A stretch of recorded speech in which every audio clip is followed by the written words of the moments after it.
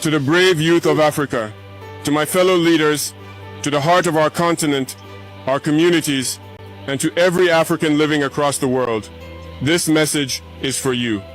Africa is not poor. We have been made to believe we are poor. But the truth is, Africa is the richest continent on earth. We have what the world dreams, like gold, diamonds, oil, fertile land, clean water, 12 hours of sunlight every day, and ecosystems full of life. Yet, our people suffer in poverty, our children go hungry, and our youth leave home, searching for dignity abroad. This must end. We have 54 independent countries in Africa. That means we have 54 presidents, 54 governments, 54 flags. I swear to Allah, if we unite, there is no force on earth that can stop us. Not one. To my African brothers and sisters, freedom is not just a flag or a national anthem. Freedom means building our own roads, controlling our own resources, teaching our own history, and shaping our own future. For too long, others have used what belongs to us to grow rich. They take our minerals to power their industries. Our cocoa makes their chocolate, our oil fuels their cars. Yet our people walk miles for water. Our farmers struggle while foreign companies harvest our land. To the youth of Africa, you are not just the future, you are the present. You are the energy, the voice, the courage that this continent needs. Rise with knowledge, with skills, with love for your land. Do not be ashamed to be African. Be proud, be bold, be ready to defend what is yours, not with hate, but with purpose. To African leaders, I speak with respect and humility. Alone, I can only do something, but together, we can change everything. I need you to be my shoulders, and I will be yours. Let us stop waiting for solutions from those who benefit from our problems. Let us create our own path with African unity, African pride, and African solutions. To the businessmen and investors of Africa, especially those living abroad, come home, believe in this continent, build your companies here, create jobs here, and develop your land. Let me joke a little with my wealthy brothers and sisters who live in the West. You spend your life, your time, your money to build beautiful cities in other countries. You make their economies grow. But when death comes near, you say, please bury me in my country. My dear brother, listen to me very well. Africa is not a graveyard. It is a land to live in, to grow in, and to build in.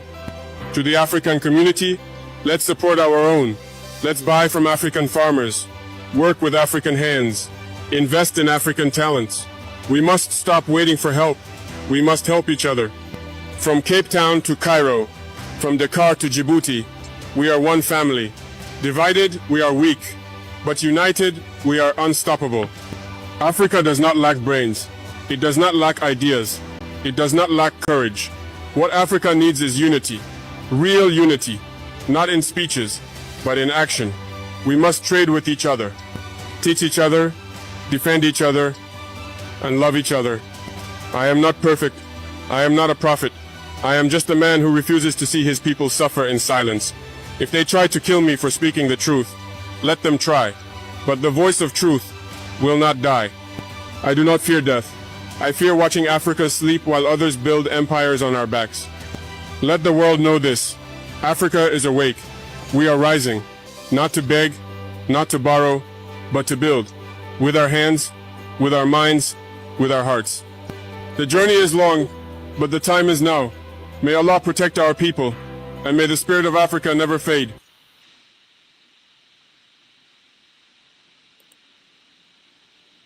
The Minister of Finance was caught and beaten in a river. He begged the protesters to spare his life. Some are lucky to be saved by the military and get picked up by a helicopter. Some were not as fortunate as protesters set Prime Minister's wife on fire alive. Yesterday, the Prime Minister stepped down and resigned, but it was the worst he could do, because soon after, protesters stormed the Parliament building and set it on fire. The situation is out of control. Tens of people are dead and hundreds are injured. But why is this happening?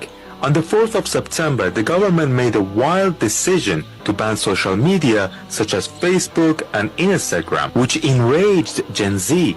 But as we all know, it's not about censorship. People are just tired of Nepalese corruption, and this is what happens to a dictator who doesn't care about his own people. Politicians are getting killed and their houses are getting attacked and looted. The Minister of Finance was caught and beaten in a river. He begged the protesters to spare his life. Some are lucky to be saved by the military and get picked up by a helicopter. Some were not as fortunate as protesters set Prime Minister's wife on fire alive. Yesterday, the Prime Minister stepped down and resigned, but it was the worst he could do, because soon after, protesters stormed the Parliament building and set it on fire. The situation is out of control. Tens of people are dead and hundreds are injured. But why is this happening? On the 4th of September, the government made a wild decision to ban social media such as Facebook and Instagram, which enraged Gen Z. But as we all know, it's not about censorship. People are just tired of Nepalese corruption, and this is what happens to a dictator who doesn't care about his own people.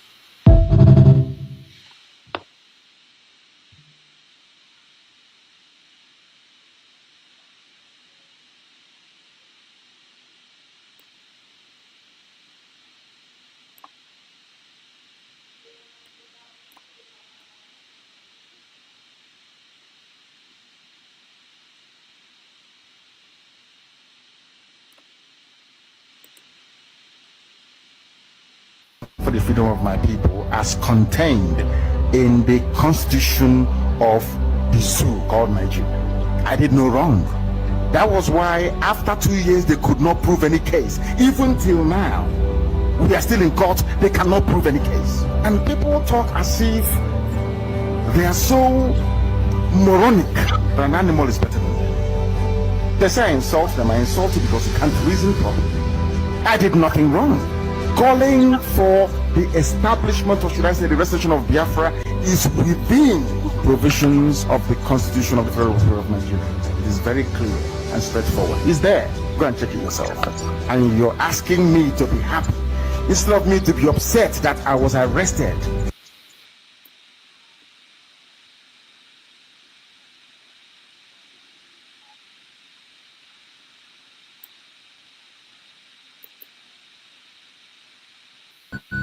That zoological republic called Nigeria will be a worse place than Somalia, and today it is happening. And if you have not applied for your Somalian visa, please try and do so. Should I say Somali visa? Try and do so as quickly as possible, because the zoo is on the path of destruction and there is nothing man can do to reverse it. Mark today's date and what I'm telling you. Nigeria will be destroyed beyond human comprehension.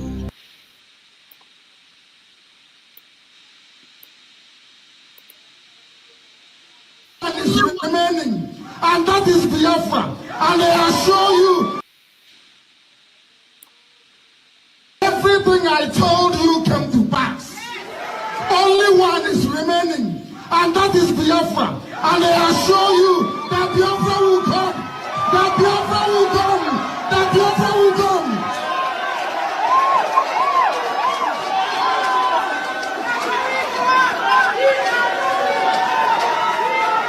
This Biafra we are building is going to be a different country from the rest of the idiocy that is called Black Africa. Biafra will not belong to AU. Biafra will not be part of ECOWAS. You see that useless African Union? No, leave those idiots to keep on fooling themselves. We are going to think differently. We will do things differently. There will be light where we come from. There will be good roads. Our universities will be world class. We will spend money on education. People will be well behaved. The Biafra that I'm suffering.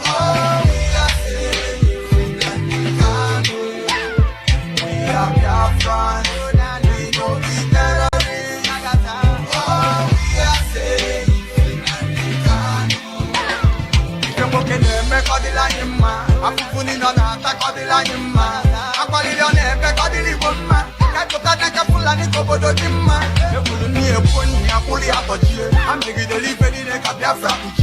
But they don't know, say that Biafra no be man. Biafra is a spirit, Biafra no go die. May they shoot their gun, may they go the bomb. We are resolute and we are so strong. We know the terrorists, we know the enemy. After all said and done, say that Biafra must go. Freedom fighter, no be terrorists. Oh, we are saying Finland, we are Biafra. We know be terrorists. Oh, we are saying Finland,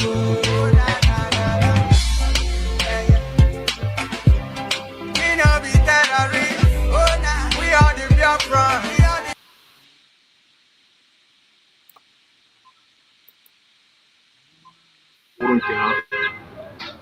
n'oge na-adịghị anya ha ga-achọ nwere onwe mana ha ga-ahụ nwere onwe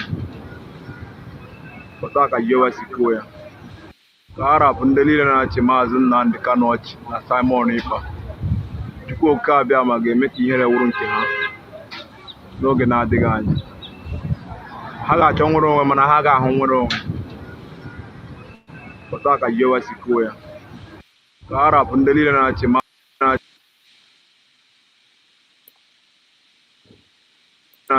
Nnamdi Kanu ọchị na Simon Ekpa Chukwu oke abịa ma ga-eme ka ihere wụrụ nke ha n'oge na-adịghị anya ha ga-achọ nwere onwe mana ha ga-ahụ nwere onwe pụta ka Jehovah si kwuo ya ka a rapụ ndị niile na-achị Maazị Nnamdi Kanu ọchị na Simon Ekpa Chukwu oke abịa ma ga-eme ka ihere wụrụ nke ha n'oge na-adịghị anya ha ga-achọ nwere onwe mana ha ga-ahụ nwere onwe pụta ka Jehovah si kwuo ya ka a rapụ ndị niile na-achị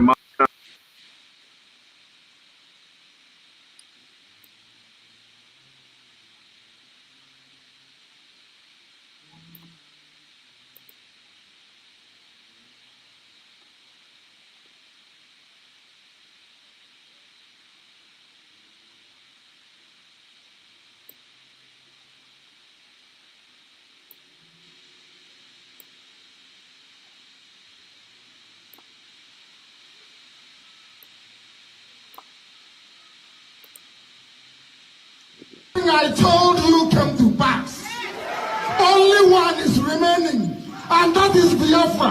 And I assure you that Biafra will come. That Biafra will come. That Biafra will come.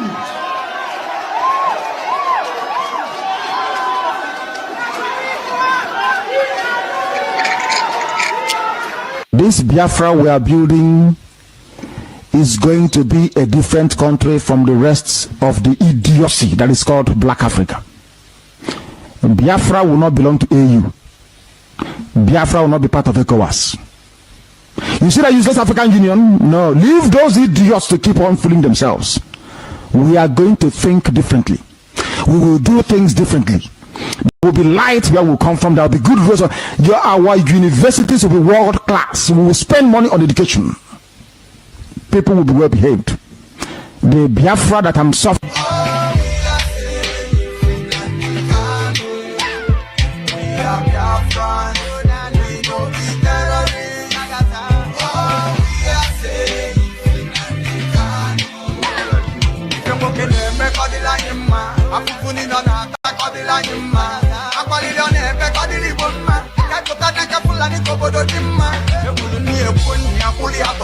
I'm making the leaf in the Biafra. But they don't know, say that Biafra no be man. Biafra is a spirit, Biafra no go die. May they shoot their gun, may they go the bomb. We are resolute and we are so strong. We know the terrorists, we know the enemy. After all said and done, say that Biafra must come. Freedom fighter, no be terrorists. Oh, we are saying Finland, we are Biafra.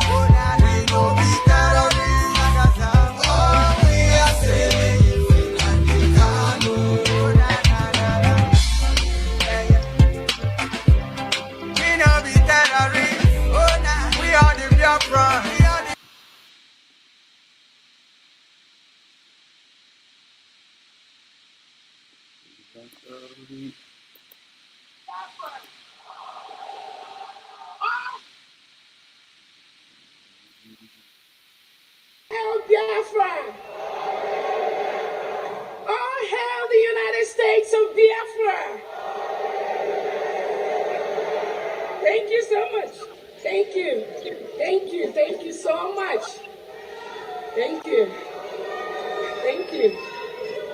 Thank you. Thank you. We made it. We made it. That's why we are Biafrans. What we did, we shocked them. We shocked the world. This is to show the world that what we do is not determined by an individual. When the spirit of Biafra leads us, we move non-stop.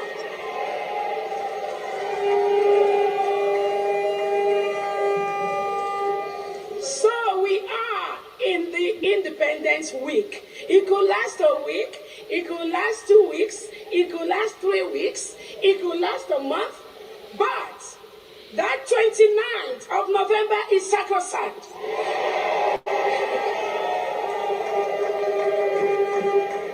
And there was a reason Biafrans decided to shock the zoo, and we did it.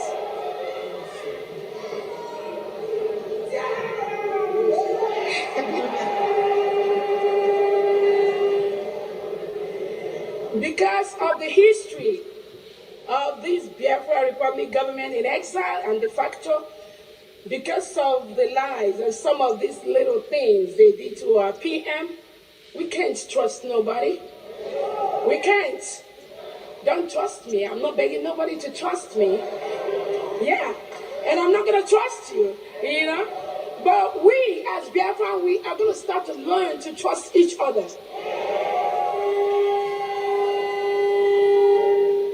So, on behalf of our Prime Minister, His Excellency, the Orabueze, the Peace Ambassador,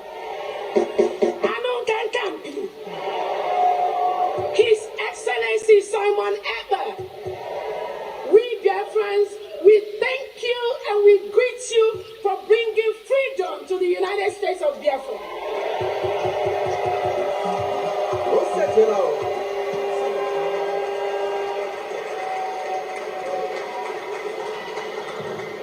Finland says, with their local zoo agents hanging around Finland, that our Prime Minister is inciting us.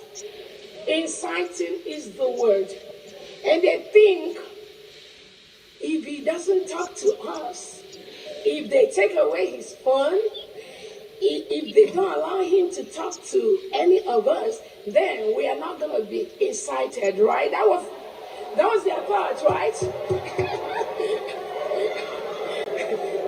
That was their mentality. Just like the zoo thought that when they take Onyendu and lock him up, we are not going to talk about Biafra anymore. Nobody is going to say anything about our freedom anymore. That is their mentality. So that little children's mentality that went into the Nigerian zoo government is now seeping into Finland somehow. But we have a message for them.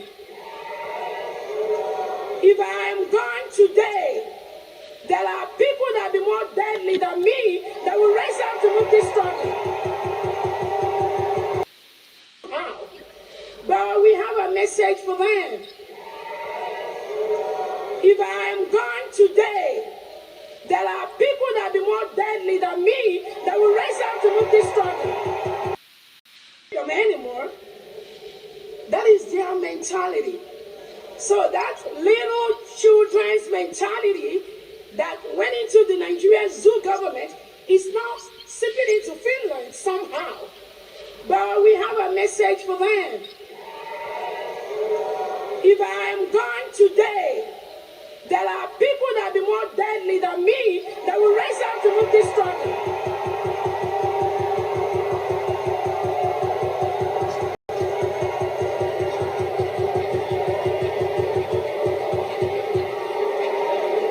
USB,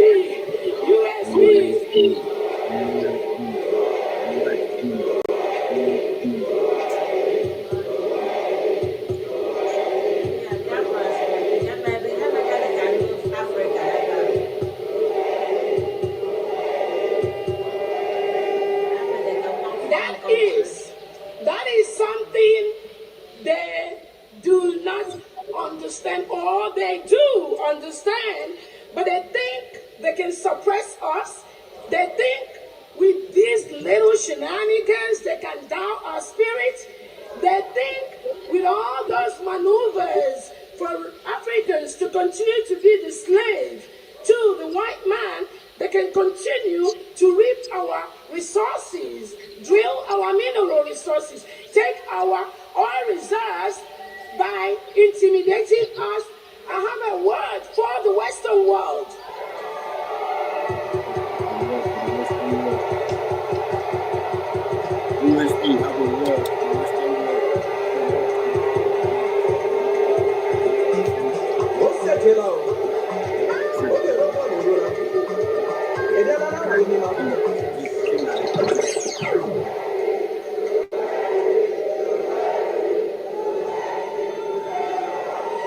I have a word for the Western world. This crop of Africans you have at this time, you can never intimidate them.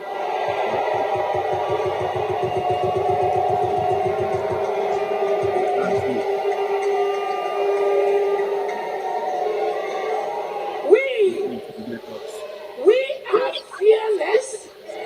We are intelligent. We are economically stable. We have the money to match you, man to man, fire to fire, money to money, anywhere you bring it.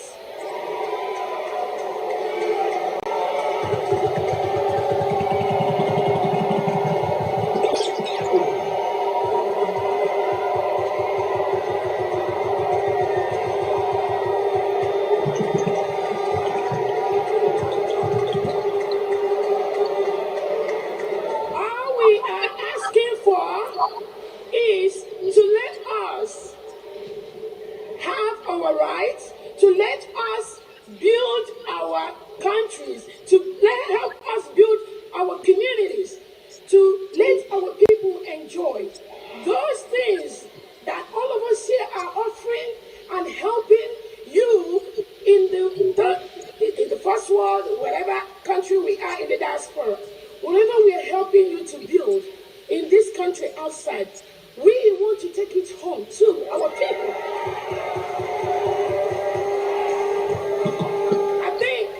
I think that is a fair statement. It is fair. It's a fair statement. We can always come and visit you. We can always come and visit our businesses we have in diaspora. But we must go home and establish our homes.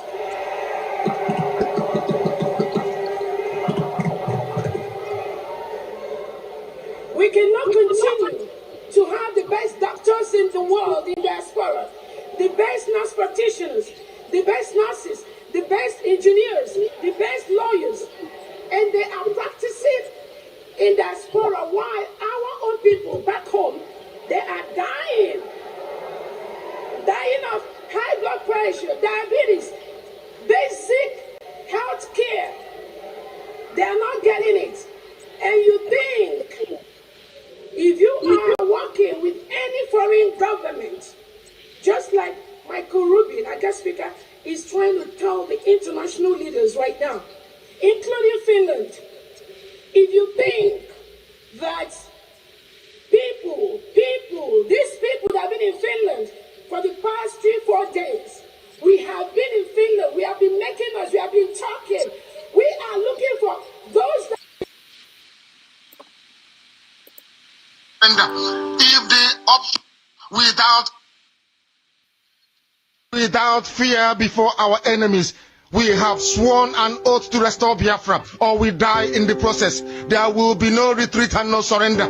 If the option they give to us is to seek our restoration by violence, every living thing living in the zoo will be destroyed. All the animals will be destroyed. It's a promise and a pledge we are making to them.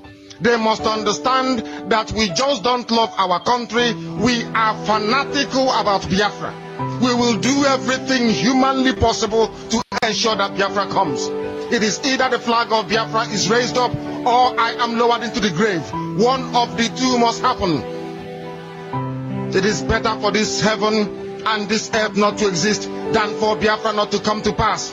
We dedicate it into the hands of Chukwu Abiyama, the creator of the heavens and the earth, because only him decreed that we should exist as a race, and only him has the say to decide and to determine if we are to survive or not. We don't rest our hopes in any man. We don't believe that any country can do anything for us. We are going to reaffirm our faith in the supremacy of the creator of the heavens and the earth, Chukwu Abiyama, upon to whom and in whom every glory and honor belongs to. That's why we worship him and nothing else and no other. We worship the one true living God. That is who we worship. That is why we were created. We are not like any other people. We have been chosen by Chukwu Abiyama to serve him. We have been chosen by the creator of the heavens and the earth that we may serve him. That is why in our names it contains every praise imaginable. Every praise imaginable to the Most High is contained within our names, because we are very special people. We are here to reaffirm and reiterate that. We are here to ensure that this very march towards our freedom cannot be hindered. Any obstacle on our way, real or imagined, man or woman, adult or child, anything it is, once you are an impediment to the restoration of the sovereignty of Biafra, you will be destroyed completely and totally, in every way imaginable. We do not forgive. There is no forgiveness in our dictionary. We are here to ensure that the death of 3.5 million people is not forgotten. It is to them that I owe every ounce of loyalty and obligation. They are not here to offer any advice or to ask us to forgive Gowon. They are not here to ask us to forgive Haruna. They are not here to ask us to forgive the Yoruba people and the Wolowo family. The reason why we exist is to ensure that their memory, that they can never ever be forgotten, that their memory will linger on forever, that as long as man walks this earth, this world will remember the 3.5 million people that they killed, men and women that did nothing, children that were innocent. Their only crime is to be blessed by God. That is the only crime they have committed. As those children were being slaughtered, as they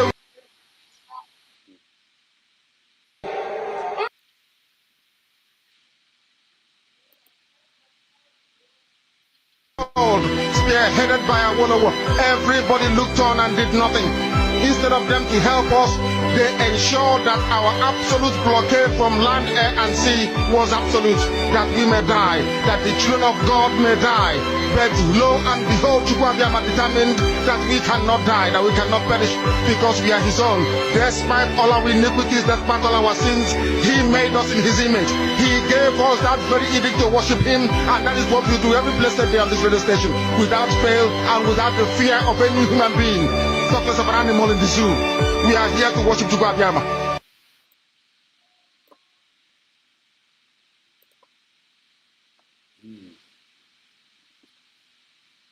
Yes.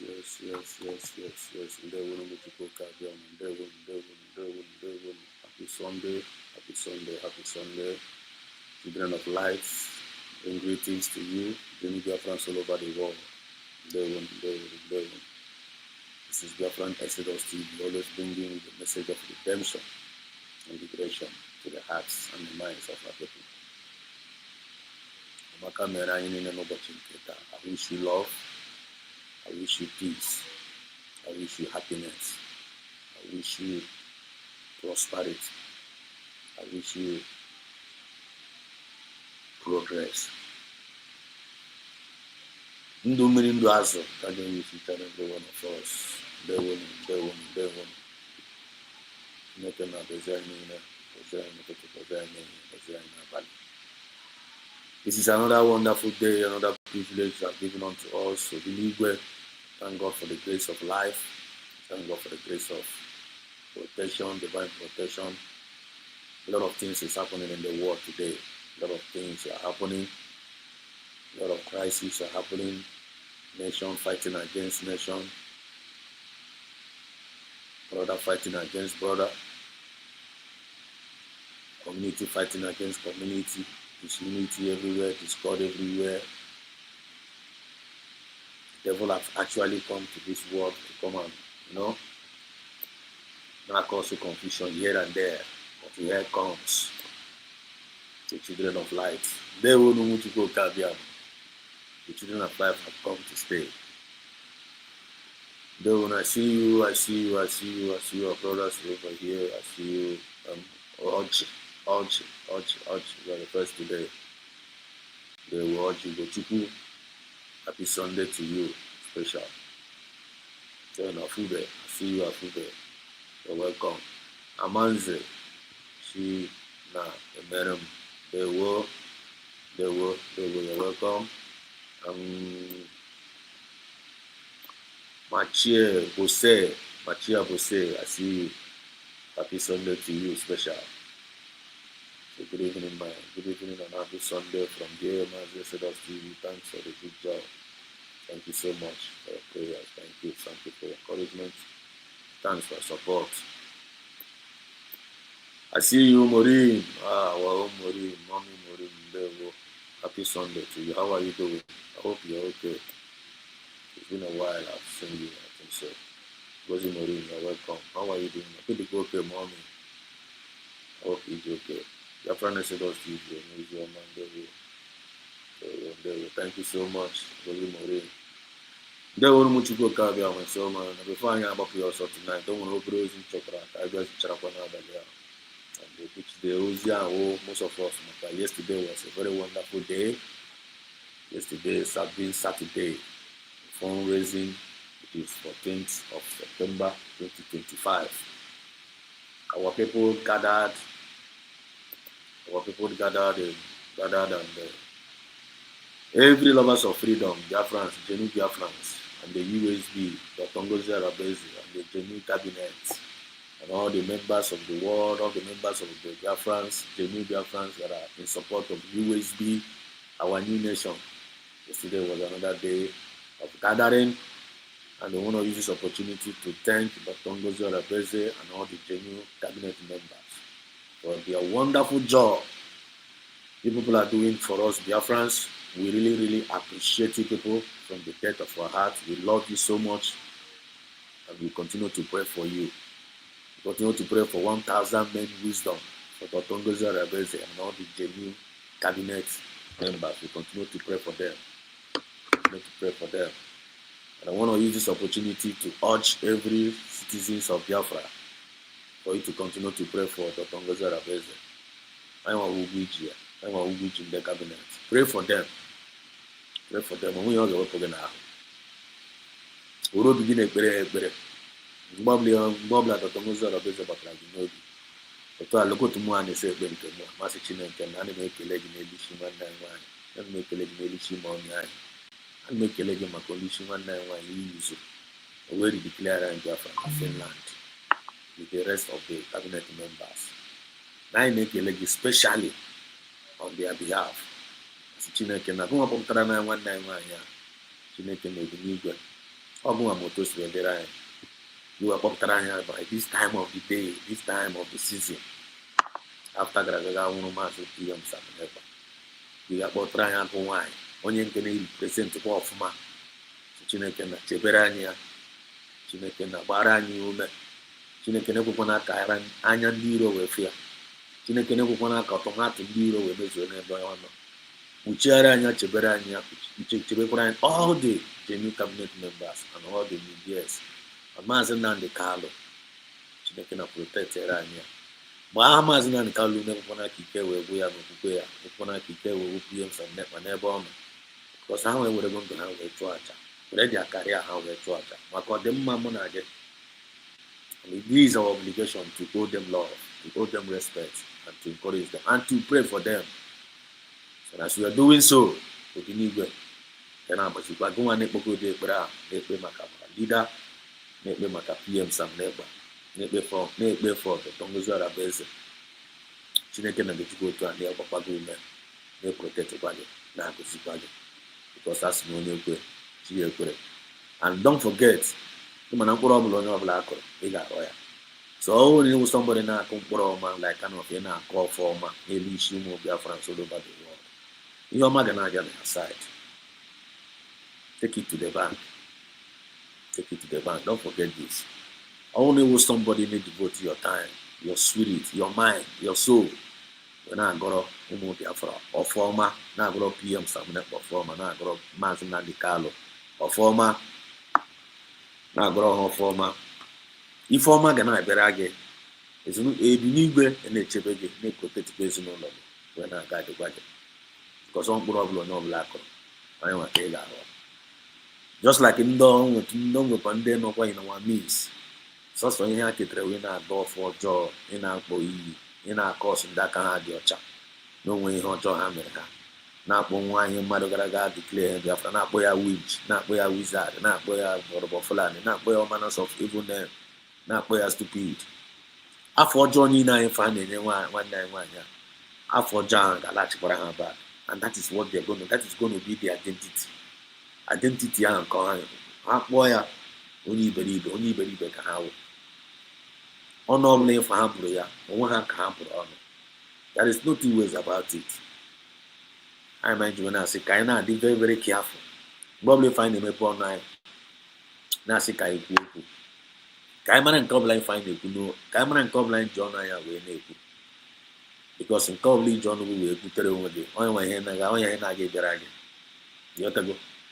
ọnụ ife anyị nwere na nwanne, there is power in a spoken word. Okwu ọnụ anyị wụ spirit, okwu ọnụ anyị wụ ndụ, okwu ọnụ anyị wụ ọnwụ. Ọnụ anyị na-ene anya, ọnụ anyị na-ene anya ife ọnụ anyị na-ene anya, ọnụ ga ọnụ anyị ife anyị nwere. Many of us are man the power ọnụ anyị possess. You don't know, and that is the reason why they are mediocres. If you don't know the power ọnụ I possess, you don't know the power, you don't know how to use this your mouth, you don't know how to use your mouth. Mediocre. Because the issues of life comes from this mouth. Honor.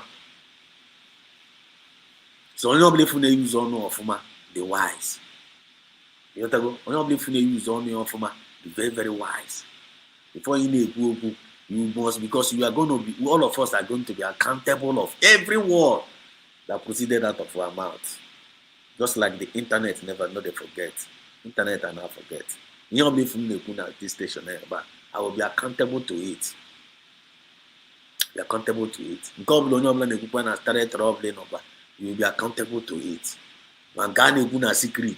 Man can't open. You will be accountable to it on a very very good day.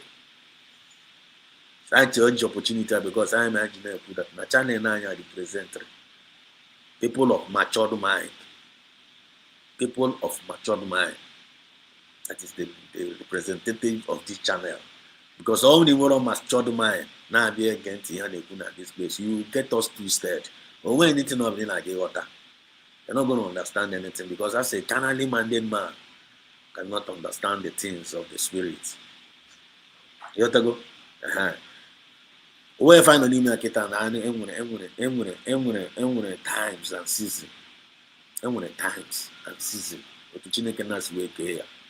Chineke na ke choro wa we ke anyanwụ, ke emu, ke ụtụtụ, ke ehihie, ke abalị.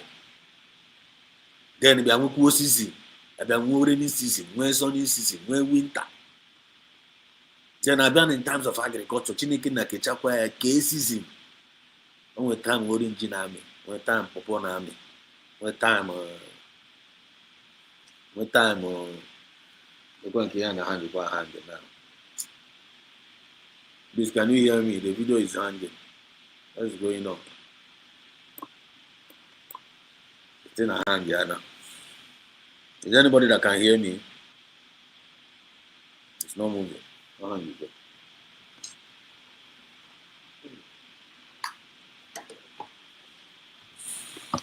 It's in a hand here now.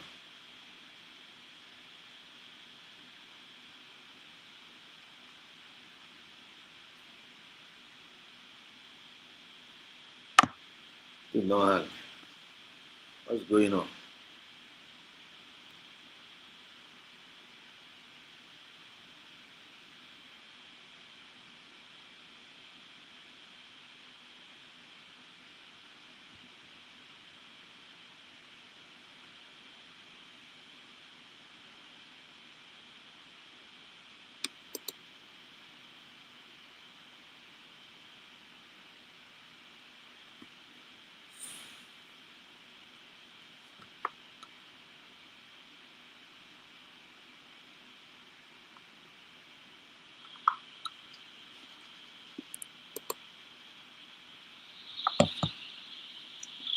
Can anybody hear me?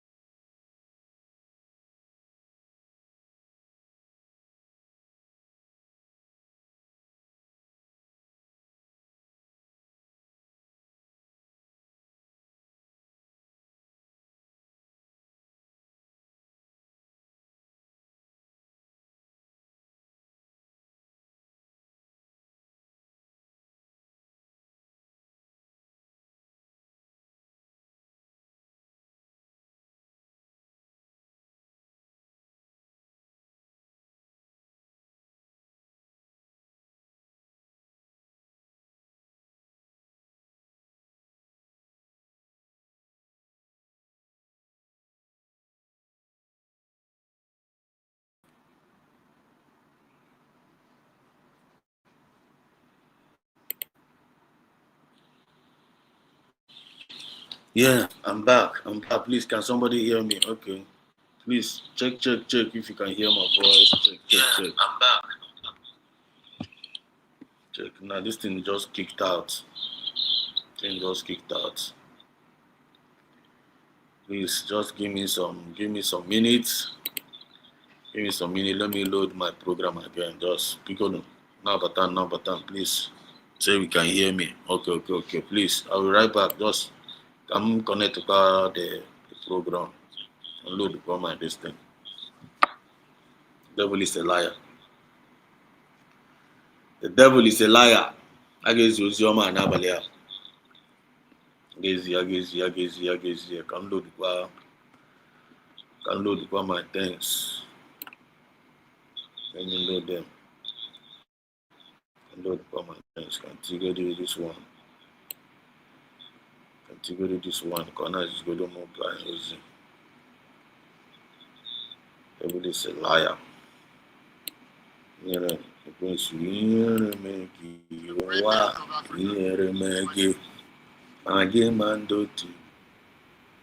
To the heart of our continent, our communities, and to every African living across the world, this message is for you.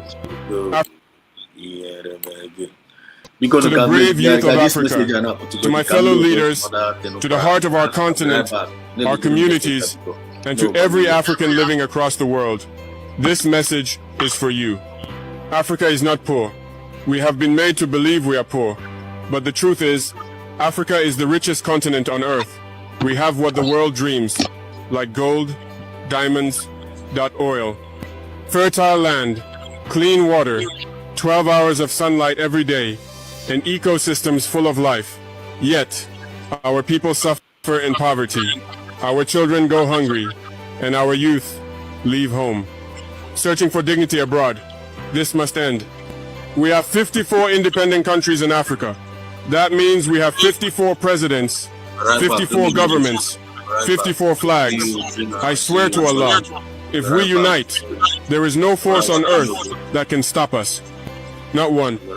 To my African brothers and sisters, freedom is not just a flag or a national anthem. Freedom means building our own roads, controlling our own resources, teaching our own history, and shaping our own future. For too long, others have used what belongs to us to grow rich. They take our minerals to power their industries. Our cocoa makes their chocolate, our oil fuels their cars. Yet our people walk miles for water. Our farmers struggle while foreign companies harvest our land. To the youth of Africa, you are not just the future, you are the present. You are the energy, the voice, the courage that this continent needs. Rise with knowledge, with skills, with love for your land. Do not be ashamed to be African. Be proud, be bold, be ready to defend what is yours, not with hate, but with purpose. To African leaders, I speak with respect and humility. Alone, I can only do something, but together, we can change everything. I need you to be my shoulders, and I will be yours. Let us stop waiting for solutions from those who benefit from our problems. Let us create our own path with African unity, African pride, and African solutions. To the businessmen and investors of Africa, especially those living abroad, come home, believe in this continent, build your companies here, create jobs here, and develop your land. Let me joke a little with my wealthy brothers and sisters who live in the West. You spend your life, your time, your money to build beautiful cities in other countries. You make their economies grow. But when death comes near, you say, please bury me in my country. My dear brother, listen to me very well. Africa is not a graveyard. It is a land to live in, to grow in, and to build in. To the African community, let's support our own. Let's buy from African farmers, work with African hands, invest in African talents. We must stop waiting for help. We must help each other. From Cape Town to Cairo.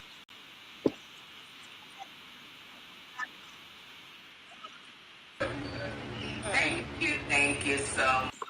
Okay, I'm back. Umuife. Network and go for down and OMS. I don't know what is the problem. Just not try not kick you out. This is the video.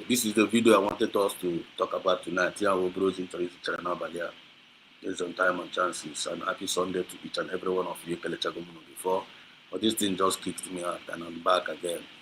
So I see you, all my brothers and sisters that are here. I've greeted you, Oji. I've greeted you, Afube. I've greeted you, Amanze. Chinaya. I've greeted you. I've greeted you. Minute. I've greeted you.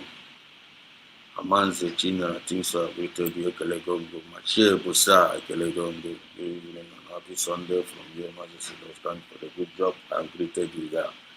Ngozi Maureen. No more. Happy Sunday to you.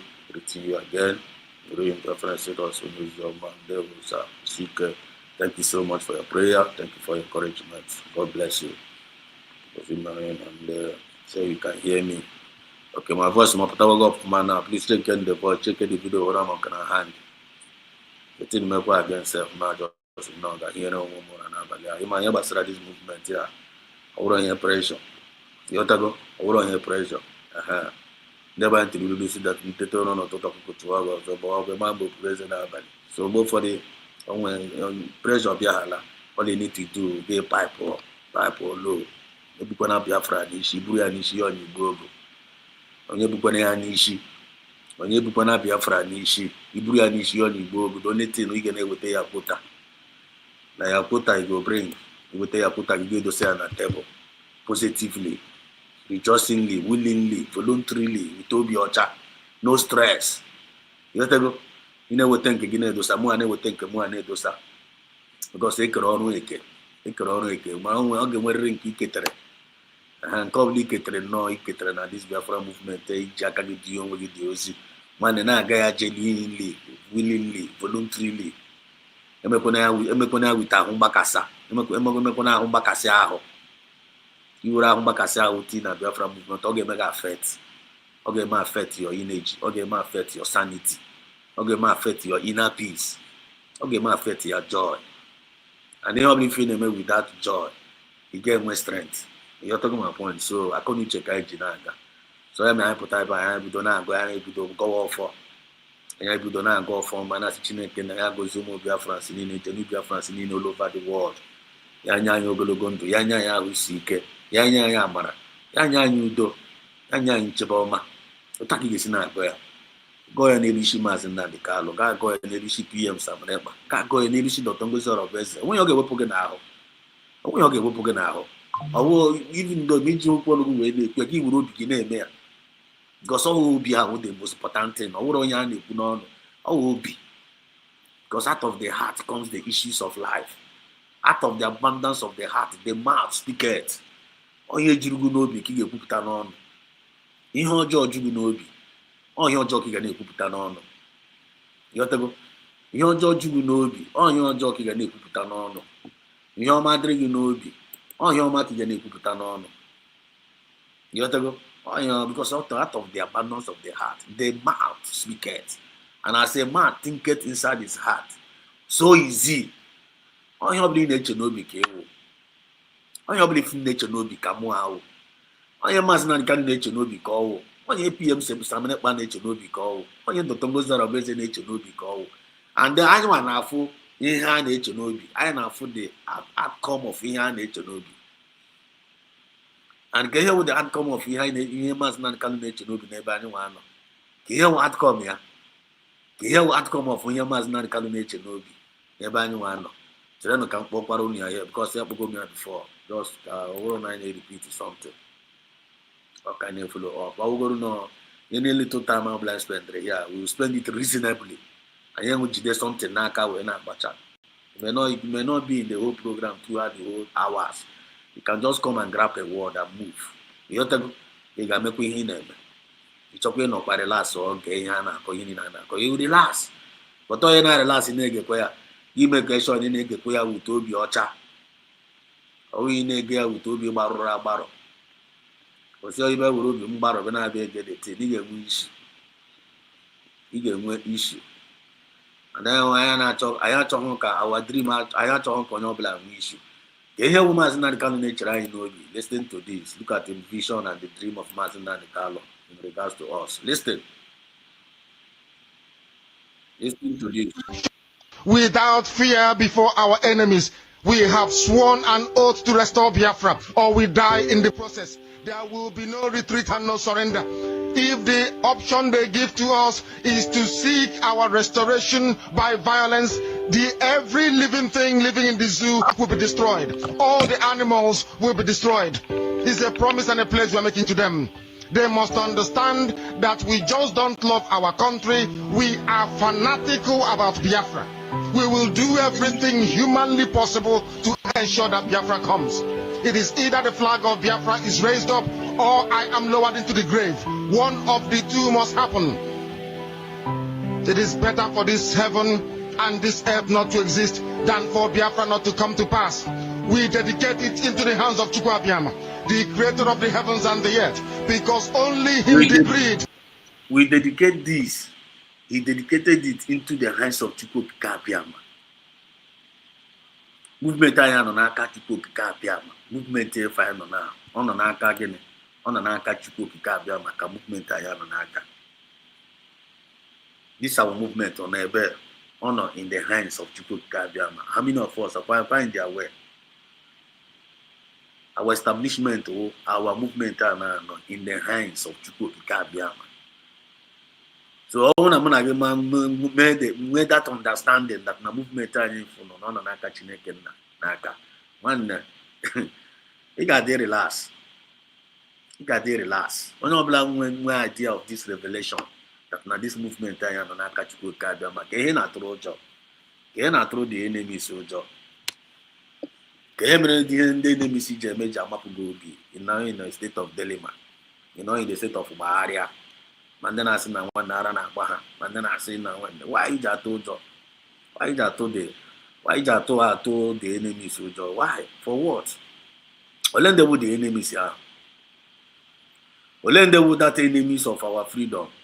The enemies of our freedom are they are the created. They are the created. The enemies of our freedom were man-made. Man-made are the enemies of our freedom. You know they are where?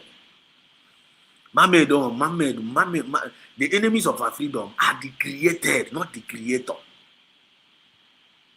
And they are not that this our movement are not in the hands of our creator, or not in the hand of our creator.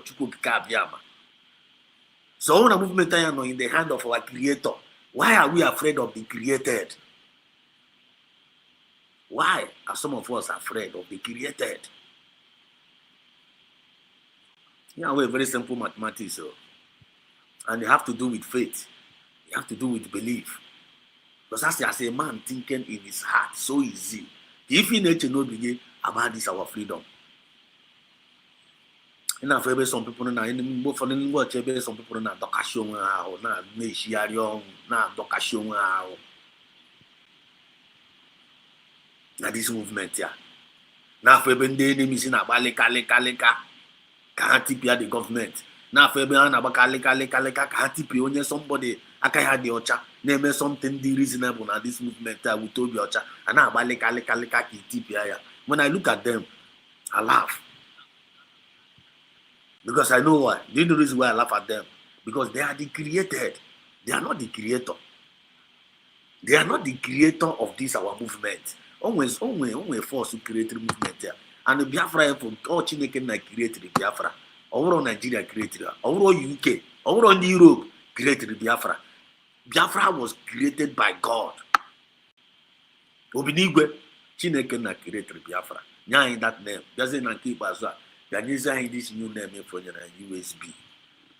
About the enemies. And the land with the enemies are created. All human being can have. Onye kere madu. Madu is the created. Chineke na who the creator. Onye we Ekwensu were very, very powerful force. Always demon, always spirit. But still yet, Ekwensu was created by God. So what are we talking about? This is our movement in the hands of Chukwu Kabiama. So therefore I realize that the movement in the hand of Chukwu Kabiama, all you need to do is to relax. Have your peace. Have your peace. God blame my in a movement here. Gain me with Toby Sarasara. Like you told him Ketranka na mu and Ketrena. No, when they get 2, when they get 1, when they get 10, when they get 15. Now based on grace. For example, now Kefum Ketrena, Uzioma me, Uzioma na this channel. Kehel the Uzioma redemption and liberation to the hearts and the minds of our people. Redemption. When you get redeemed, or Chineke na. When you get liberation now, or Chineke na. And the good thing is we want that redemption now. On buying bido power on you. All self-discipline. Okay, bido from self-discipline. You got quite wrong. You cannot go run away from it. I already had a many competence. I already had a many pretense. You got quite wrong. Ni more nezoku. Ma quite wrong. Ni more nezoku. Anya quite wrong you. Ni more nezoku. Then I ain't with that through redemption and liberation.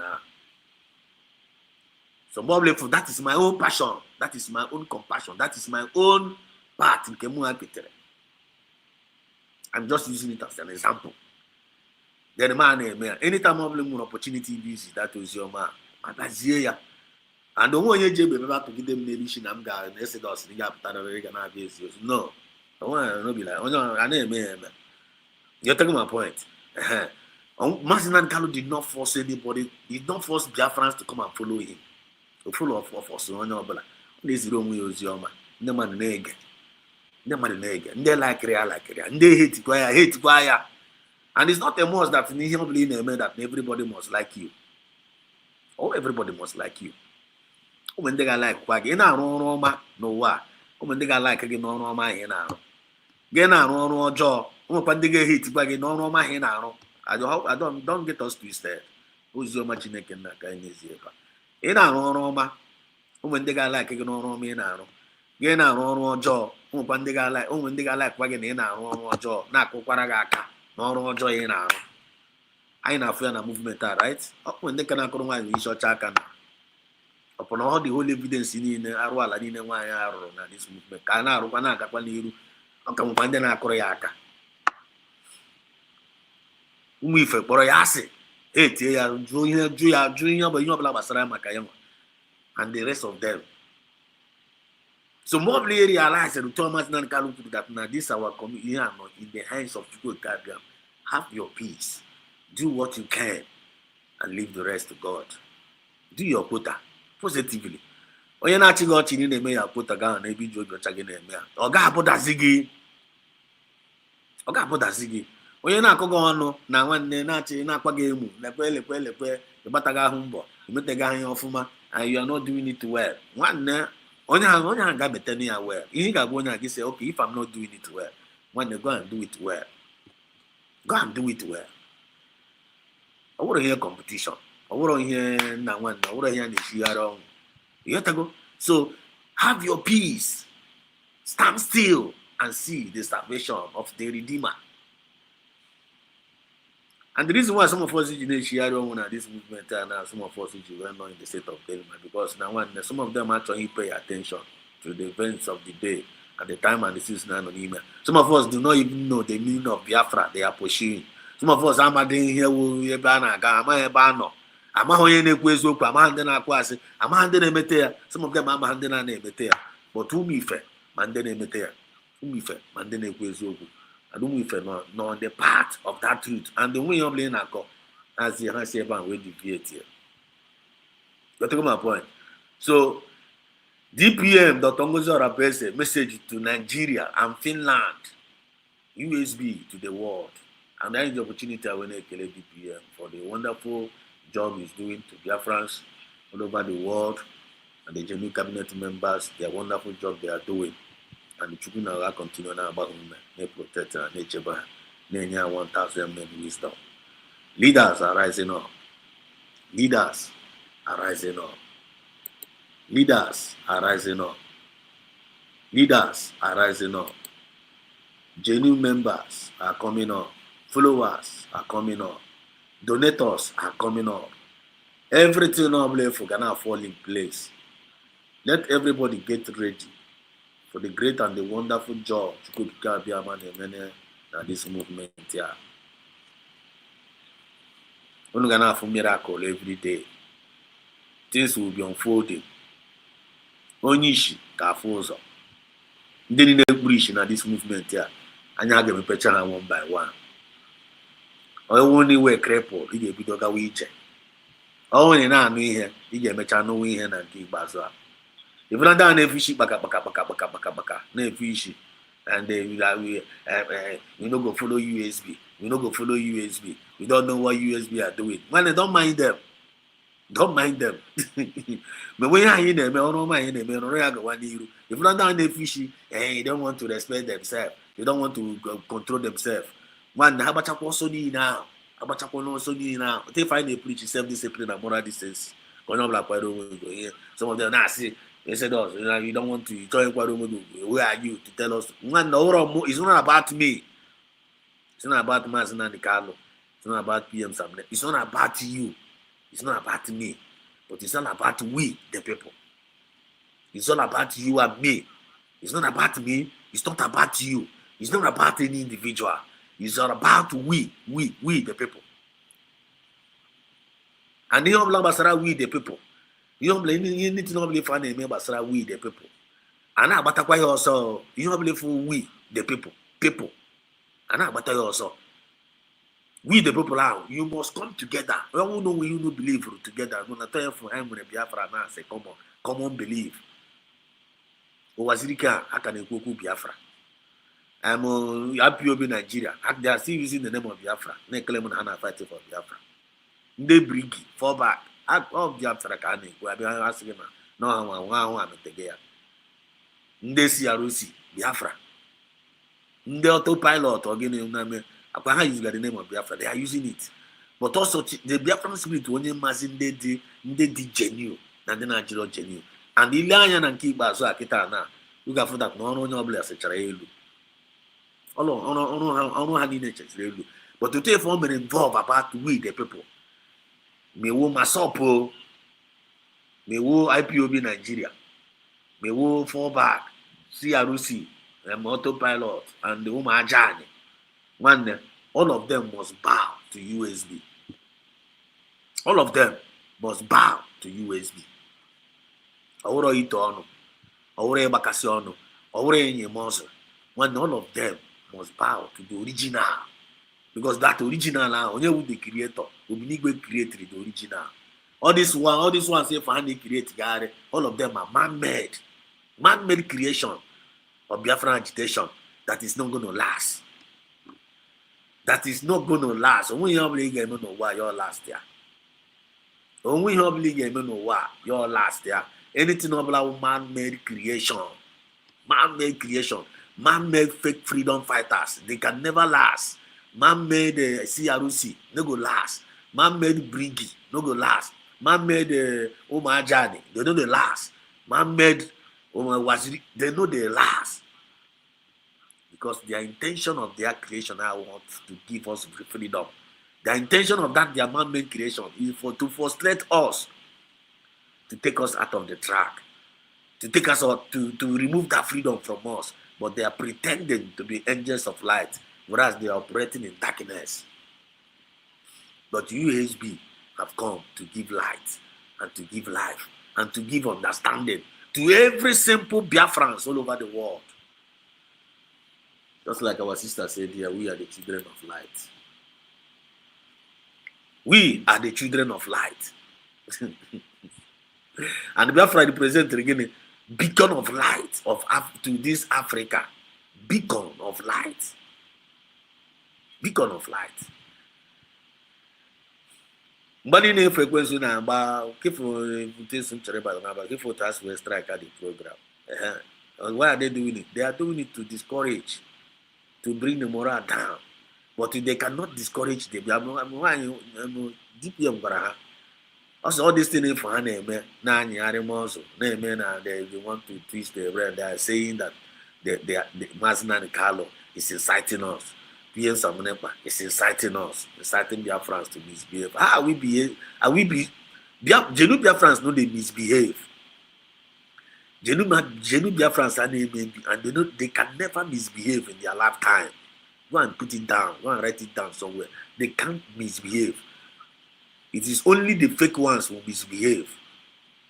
They are using the name of Biafra to cause some misbehaviors, cause some nuisance online and out of line. But that misbehaviors are the fake ones and can never affect the original. Original remains original. Fake remains fake. Or if you wouldn't get on Maranke original, Maranke fake. All going to jack again here. You can only take the horse to the stream, but you can never force the horse to drink the water. Yeah, negotiate uzondo, but all I know I get uzondo. All going like I got to be like uzonka, the real way. Look at the way. Just like we touch naked nas we catch the garden of feed them. Ya catch garden of feed them. Kechaya. We say Adam na Eve. Never na gburu osisi a una atakwa na ya. O wonde si na gburu osisi a wo no na gburu osisi a wo apple. O wonde na akwa na wo apple. No, we nwoke Chineke na ti na the middle of the center. No one ka Adam gara here. That's in Jesus. So more na agwazi onye a na-asị ya nna nwanne. Ọwụ na ya nwa ka eze eme Chineke na ji wee tinye eze ebe ọ ma na ọ wee richa the thing self onye ọbụla na-ezuzu ezuzu. Why o ji wee tinye eze ma ya allow ya ga tinye the thing. Because that's not Garden of Eden. N'ime Garden of Eden ahụ ịbịala anya ebe Chineke na-tiri ya ndị babezon ndị nkọwakwa ahụ. Ebe o tiri amụ na ihe na ị ga-afụ na the center. No, the center of mmadụ ka o tiri ebe ahụ asị na Adam gara agagharịa the thing. Na ọ gara agagharịa the thing mgbe Chineke na-asị erikwa na ya. Ayọtago na ọ sị erikwa na nke ahụ yet Adam ga-amụ ụzọ ga rie ya.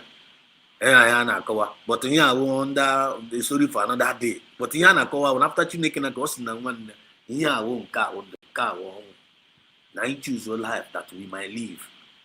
Anyị nwa human being na-choose ọnwụ. Look at now. USB abịago. The great USB. Agara na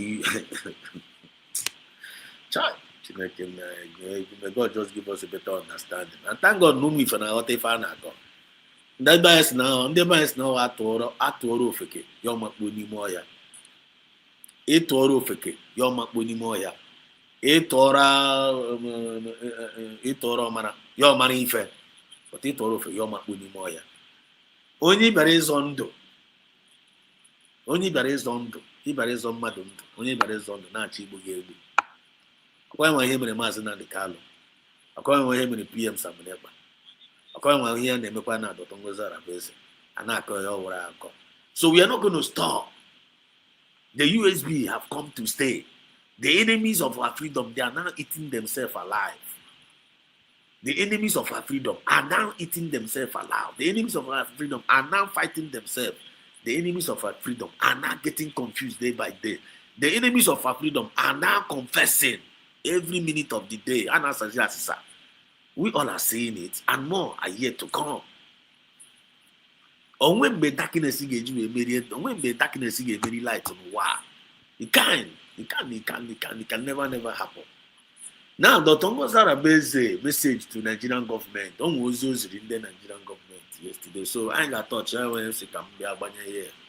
So I'm double mature. We must for everybody. Resign for matured years. So guys, try to know this was here. Can just register here. I just want to analyze some few things. I'm now ended up. Tomorrow is another, but let me just go to this. Listen to this. Thank you. Thank you. Like no more Biafra, people that are donating all over the world, people are donating and people will continue to donate. It's all about donation now. It's all about nation building now, kind of now. And we are moving ahead. We are moving, as we are moving, we are progressing. These are no more the days of gossip. This is not the day. This is the days and ahead, and we move ahead. And what the government need now is money. Donate. Nothing is too small and nothing is too big. Nothing is too small. Nothing is too small and nothing is too big in this donation now. Donate according to how you are being led. And when you are donating, donate willingly, rejoicingly, and voluntarily. Meanwhile, don't worry yourself. Only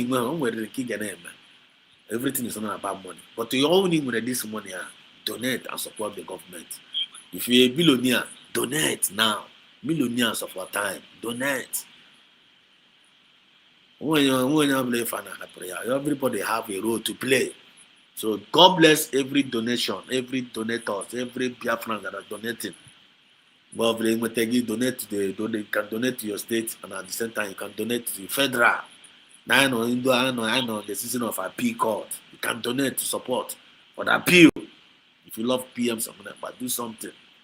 So I know in the season of donation now. So no like if you donate. Let the spirit of donation come back alive to us. Let us continue let us shame the enemy. Because they watching now the enemy is in them to discourage Biafran to keep on to stop donating to their government. And they are original. When I'm not going to the truth, this is the way. Follow who no road. The USB is the way and no other way for our freedom. More USB. And when I happen about nature also, just like the message I preach in the afternoon, messaging preaching in the afternoon, they are telling us to live. They are telling us to live, to avoid well structured USB. Kaiga so when there USB I think go well structured already. Mediocre but I now say that they should leave USB. And actually we have to say USB. Can you know what do you have to offer to us? Rusi, Brigi, also. What are they talking about? Who are they trying to refer to? They are not talking about us. Only for the focus, are the intelligent, are the smart. They know what they want and they go for what they want. So get on to now. I'm going to this fundraising yesterday. Ngozi, Orabueze. Let us. Thank you so much. Thank you, Biafran. Welcome again today to this fundraising. You all know how we do it every Saturday. Thank you all for taking time out from your busy schedule to be here today. I truly appreciate your presence. Thank you, Biafrans, friends of Biafrans, the pressmen, and everyone that is watching from whatever location you are. Thank you for being part of what we do. Thank you for being part of this process. Thank you, Honorable Patricia. Thank you, Honorable Christopher, for what you do behind the scenes. Thank you. I want to use this opportunity to welcome all of you here today.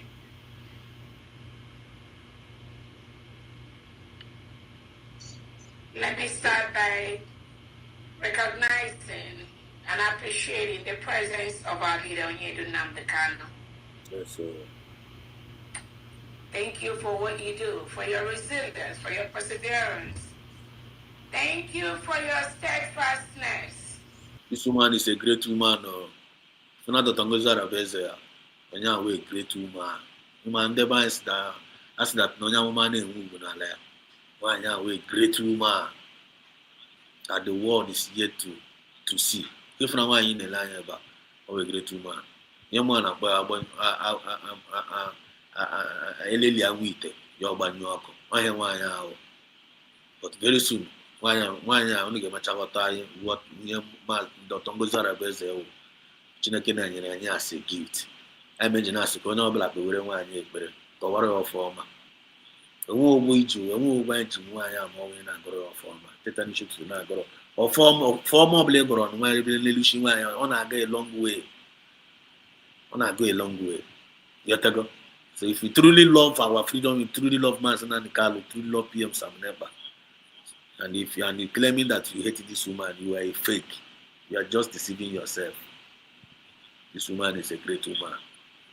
Go on former. Get on to just while we are listening to this our sister, this our mother, this our DPM, this our COS of our time. In a voice, Auntie Achom Kine Leanya Nobi, on a Kuku, that's Leanya Nobi. Watch out the weight of Ukuya. Gay Auntie read the lips, ya my we got for the heart of Gene Kuku. You got for a pretender. You got for the genuine. You got for the real genuine. Unless me now go against you. Unless conscience is not on. Unless your conscience is not on. That is the only way you can condemn such a woman. So listen to her.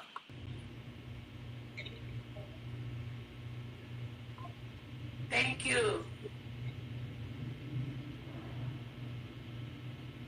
for being you and doing what you are doing. Despite the plot, the continuous plot by the Nigerian terrorist state to continue to silence the voice of Biafrans. They have failed this time around. Okay, now, no. Their continuous plan to silence our voice, right from Finland, Ngozi, right from 29th, Ngozi, that was here, and if Nabai Koramia here, as one of the jingle. That jingle, and the jingle of Manson and the Carlo, and I made this jingle say and the voice of PM Sam Neba, and I made these three voices, and I made because whenever they talk, they always talk sense.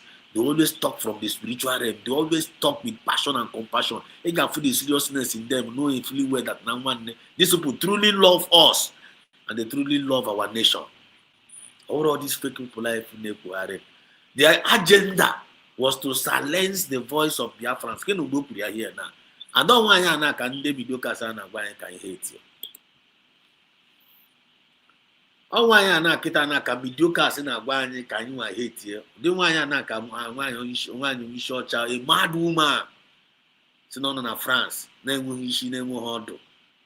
Na from morning to night. Na yara na Market Square. Na baso ara. Why onye Sudan no was wachicharike. Nde Sudan no was wachicharike. Render useless. Amamotos will find their way to our movement. Brother cause problem upon problem. Till date, man is causing problem in this our movement. Why na ka trying na opposing why can you hate Dr. Ngozi? Onto what level now? Onto what level? You do sound when you short channel do sound Dr. Ngozi. The same privilege samene panyere when you short chat. What the same privilege akonye Dr. Ngozi Orabueze. The same privilege akonye chapore every other co-workers konye obla prove onwe. Then ndị kụrụ nwaanyị akọrọ onwe ya mkpụrụ ọma ka mkpụrụ nwaanyị akọrọ na the cabinet ka mkpụrụ Dr. Ngozi. What do you think? What goes into your mind? Ka ihe na-agwa gị ka ihe your spirit gị na-agwa gị na mkpụrụ nwaanyị akọrọ na cabinet mere eji wee chuzuo ya ka mkpụrụ dị ya ọ karịkwa ha self discipline na moral decency. Ọ karịkwa ha self discipline na moral decency. I want the watchword of this woman. I want the watchword of every cabinet, of every genuine Biafrans all over the world. Monyenta, Monyuku. Genuine Biafrans all over the world. Monyenta, Monyuku. The one common thing you can never handle, starting from the head, Mazina the Carlo. Go and check them. So seeing you can never handle self-discipline and moral decency with each and every genuine Biafrans all over the world. I'm a candidate. I don't know how DNA. Ọ na-anọ ha na DNA ka ọ na-anọ a na-apụ ọ na nwanne ihe efu na-ekwu na ga-agba ya touch nwanne for you to ịchọrọ ma achọrọ m kunu bidozie hunting of genuine Biafrans ịchọrọ ka ị na-amara ndị genuine Biafrans onwe need ibe na stress onwe gị ma genuine Biafrans. The only best way ị ga-eji na-ama ahụ mgbe ọbụla ị matara onye Biafra onye ọbụla so n'owe Biafra nwanne gbaa ya touch self this mara ma onye ahụ na-ekwu okwu cheke ma onye ọ nwere self discipline, cheke ma onye ọ nwere moral decency, the way they talk, the way they behave. Ị ga-ama ndị wu genuine Biafrans, their talks and their behavior ị ga-eji ama. Lekwe DPM ọ na-ekwu okwu ka ife na-afụ n'ebe nwaanyị anọ ma ọ na-ekwu okwu. What do you see in her? Maazị Nnamdi Kanu na-ekwu okwu ka ife na-afụ n'ebe Maazị Nnamdi Kanu nọ. What do you see in him? Ka PM Saminekpa ọ na-ekwu okwu ka ihe na-afụ. Go and check the cabinet members. What are you seeing here? Go on na-enege m ntị ka ife na-afụ n'ebe this channel. What do you see in me? What do you see in this channel? Ka akpara m ka ife na-afụ. Anyị dispozi na-agwa onwe anyị eziokwu. Enweghị dispozi na-aghọrọ ibe ya. Because when we can only end up deceiving ourselves. Gee nwaanyị ntị ka ị na-ege ya ntị ka ị mara anya ebe okwu ya na-aga. Then ị na-ege ya ntị ị ga-echa ya ị ga na-ajụ mara ma onwe fọt ị ga-afụ ebe nwaanyị ahụ nọ, mara ma onwe okwu ọjọọ nwaanyị ahụ na-ekwu, mara ma onwe okwu ọjọọ nwaanyị ahụ na-ekwu na chanel a ọ na-ekwu na ebe ọ na broadcast ya na a na-eme igecha nwaanyị a gecha ya okwu tanyị na-ege ya na. But if ndị mediocres ha bụrụ the same thing if mana gị na-ekekwa na ha bụrụ ya ga na channel ha ị ga-afụta ga-esi twist the whole narrative against the woman. They will just try to like kind of they want to rubbish plan ọbụla si ya n'obi wee pụta. Why are they doing it? If not for hatred, if not for envy, if not for spirit of bitterness, if not for spirit of jealousy. Because ị na-elele nwaanyị onye isi ọcha ma ọ na-eme program ị na-elele ya anya When the source he got that the woman be possessed with spirit of envy, jealousy, and bitterness, and the jealousy of the one you are jealous. What they are jealous. Now, Pankayano, I hope you was a Webatana movement, why the Tangas are basically Webataka, and they can help yourself in your COS. But you never need your batopia, and no can campi. Need your batopia, and no can camp. Unkuni no need. I would see COS. On the way the woman anywhere. But on the internet, you're not when you barish. Only keep me anyway you were. And as I need assassin there by the chief of terrorist command, and I call rubbish.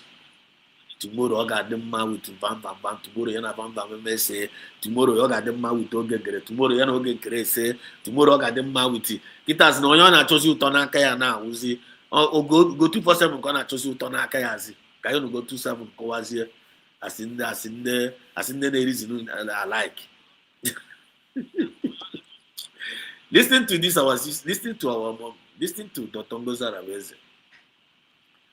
Say, Anna Ibuachara. Okay, I have no regret supporting USB.com. You don't need to have regret. When you're watching, we regret. You can't pass here.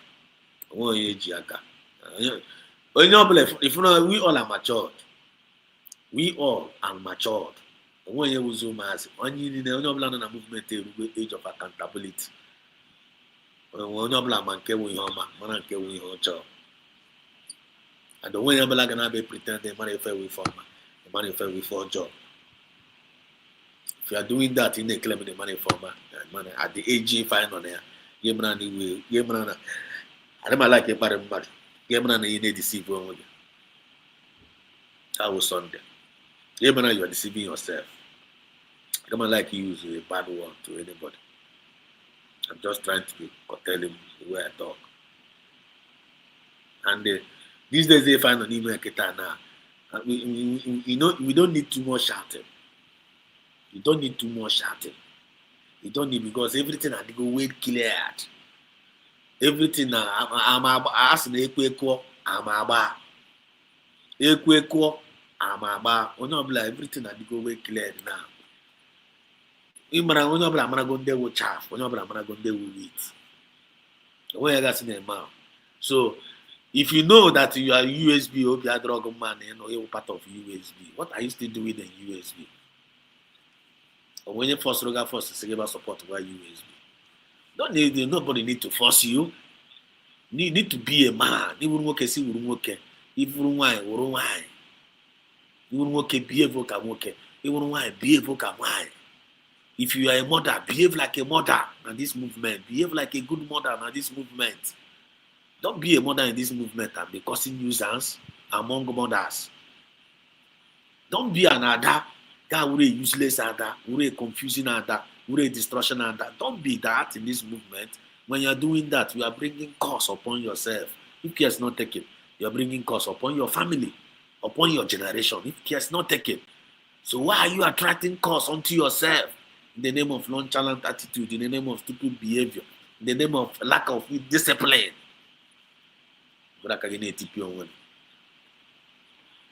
Does that make sense?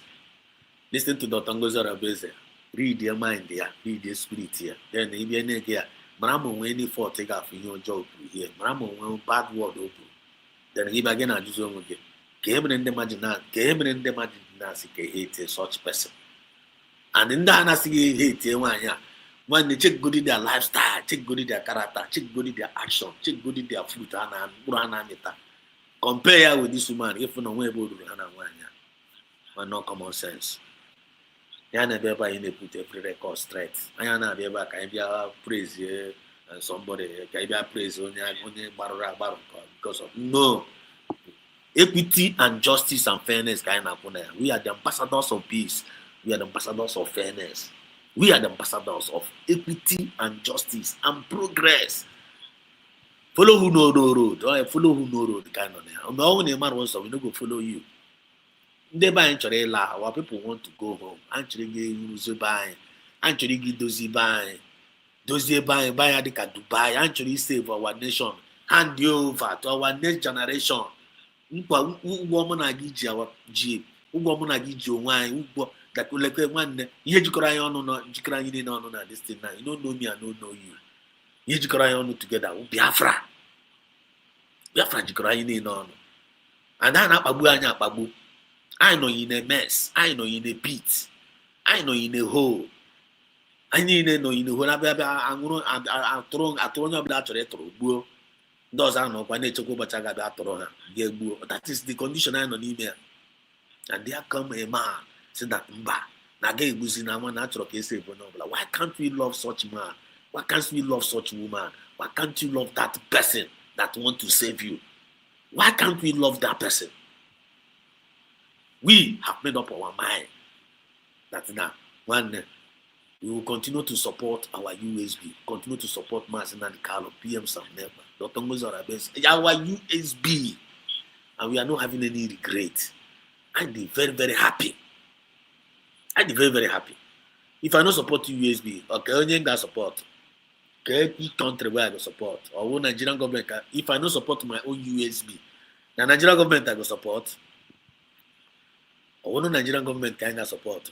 The answer is no. The answer is no. Do you know the reason why? I am a chat forum video, but the good thing that Dr. Ngozi Orabueze number if I appear here. I never analyze. That is what they've been doing for the past 100 years, for the past since 1960. They've been doing the same thing to continue to colonize the land of Biafra, not anymore. That is what Britain has allowed them and supported them to be doing, giving them the tactics, giving them the tools to continue to fight Biafra. But this time, we thank God, because those they are using are the ones who, the same people we are using to destroy them this time around. So Biafrans do not be moved.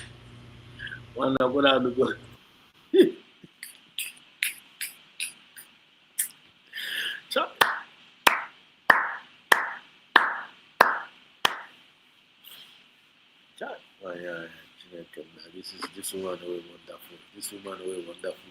This woman who a wonderful gift. A wonderful atakatelo. Also that now those that they are using in our midst, all the same people like I want to use when I don't can. Yes, thank God. I don't weep. This woman will weep. Yes, thank God. Watching it. Thank God. Thank God. Check I like one back a little bit here. Let me start by recognizing we thank God, because those they are using are the ones who, the same people we are using to destroy them this time around. So Biafrans do not be moved. Biafrans do not be moved. Biafrans do not be moved. And when they move in our midst here, is there anybody that is in the comment section that is moving because of all this nonsense the mediocres are acting in our midst? Are you moved? Man, I didn't moved. I don't move the young finance. I swear to God. Because I'm gonna go back and again end it up. Their end is very, very disastrous. Their end is very, very disastrous. The reason why it's very disastrous now because I'm a standards, but say, how can you be fighting a divine mandate? How can you be fighting your creator? How can you fight your creator? How can you fight your creator? No matter how strong the devil is, no matter how strong devil, no matter how strong, no matter how powerful a quincy, because in the man not to a quincy job rather than Chineke. Either way, I imagine the message we preached the other day, we preached the other few days ago. Be scared of the creator, not the created. It's already told you, the only person that told you Chineke na atukwane quincy job. If you want to be fear, it's already told you to watch Chineke no job. Do you know the reason why I get to Chineke no job? Because someone with the power to kill the soul, the spirit, and the body.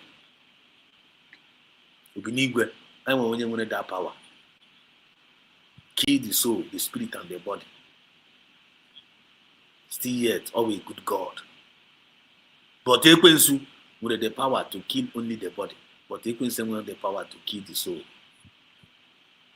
Are you getting the point now?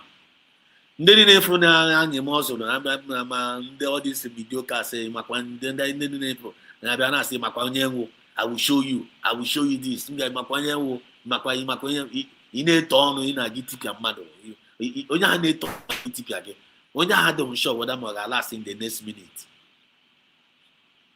onye ahụ na-abara gị mgba na ọ ga-etipịa gị I will show that I will kill you, I will kill your village, I will do this for you, I will finish your generation. Nwanne onye ọ dị shorted na the next day na ọ ga-efu the created na-aba mba then gị nwa awụzie ya na-abara mba gị nwa Chineke na ịkpọrọ onwe gị nwa Chineke na ị na-aza Chinedu ị na-aza Ugochukwu mebi ị na-aza Ikechukwu one okoko abịa gị nwa afa gị for example na ọwụ na afa gị wụ Ikechukwu because anyị nwa na-aza afa Chineke nna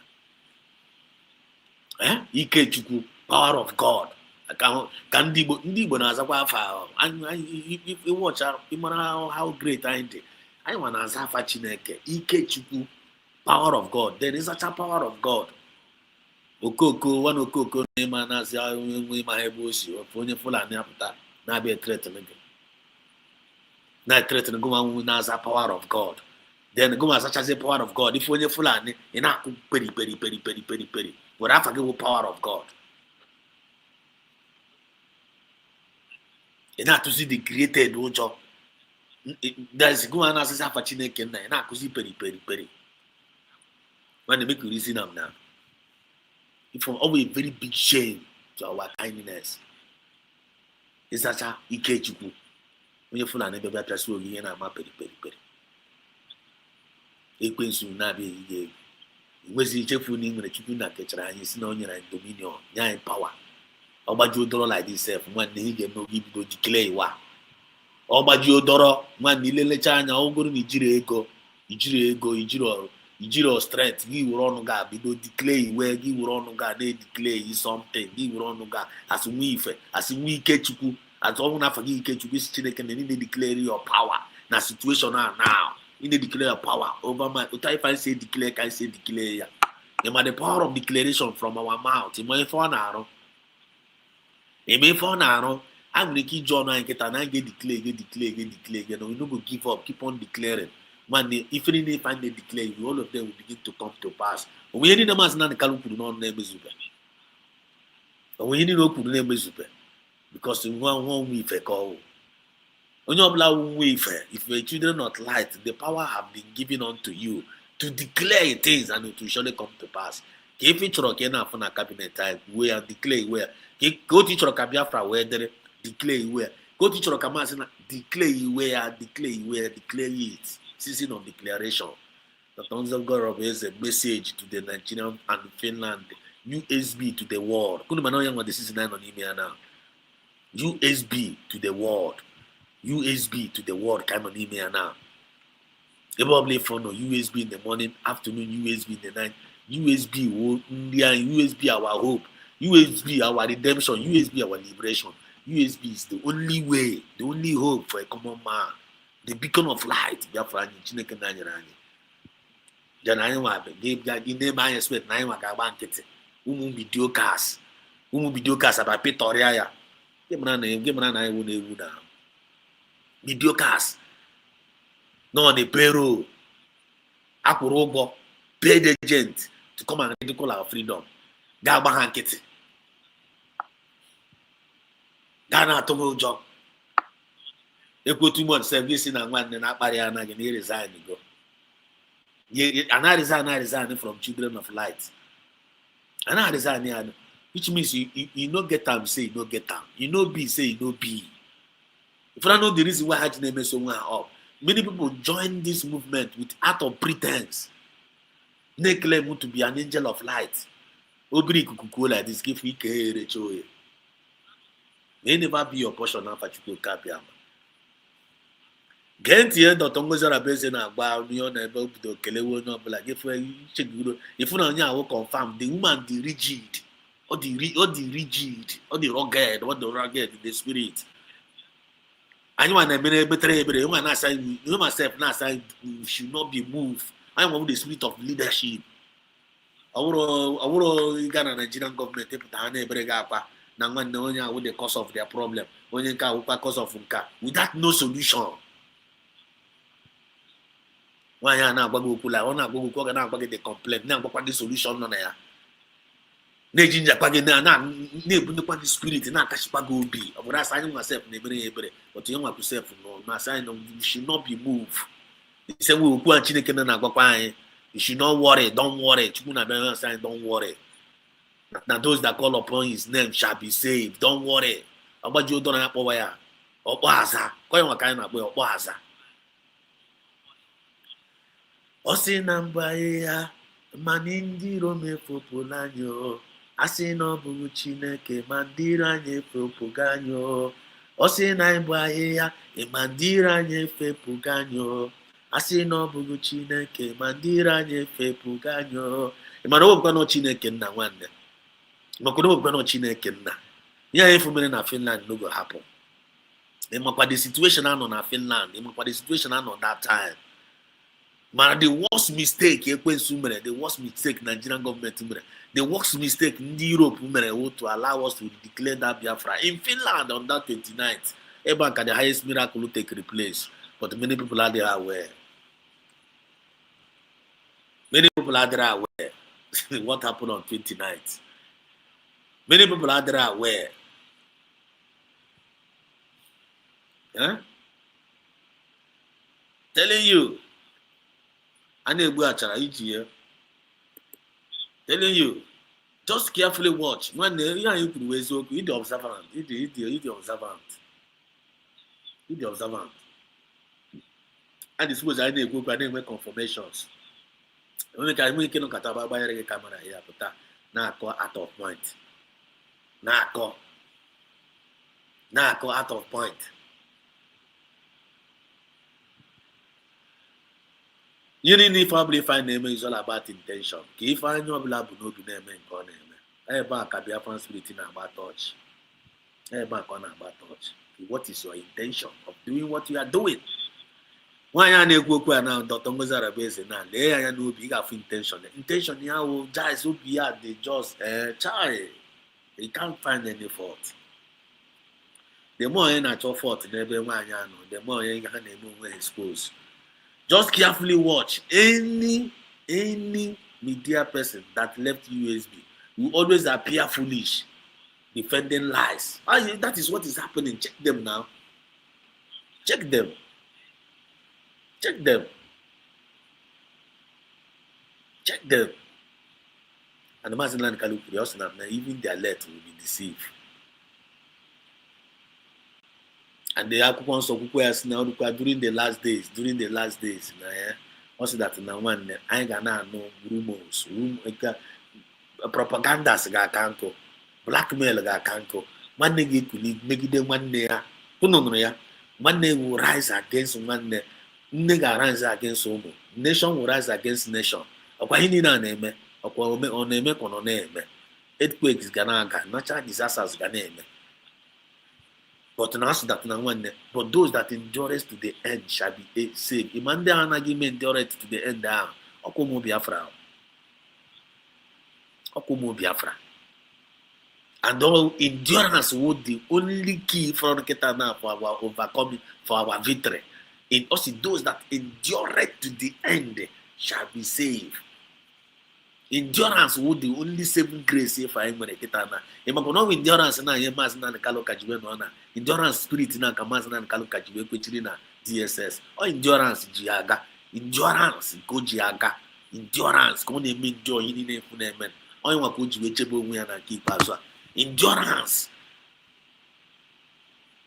persistence resilience. We are the unshakable. Endurance spirit will make you unshakable. Endurance spirit will make you unbribable. Endurance spirit will make you can never become a mediocre. Now this movement here, only one spirit of endurance. I'm not came in a car like Kwechiri like bulldog. Bulldog ne want to do something, not to do there. Before you we praise here, when you're in a corner, bulldog spirit, get to do. Ayatadogo na USB.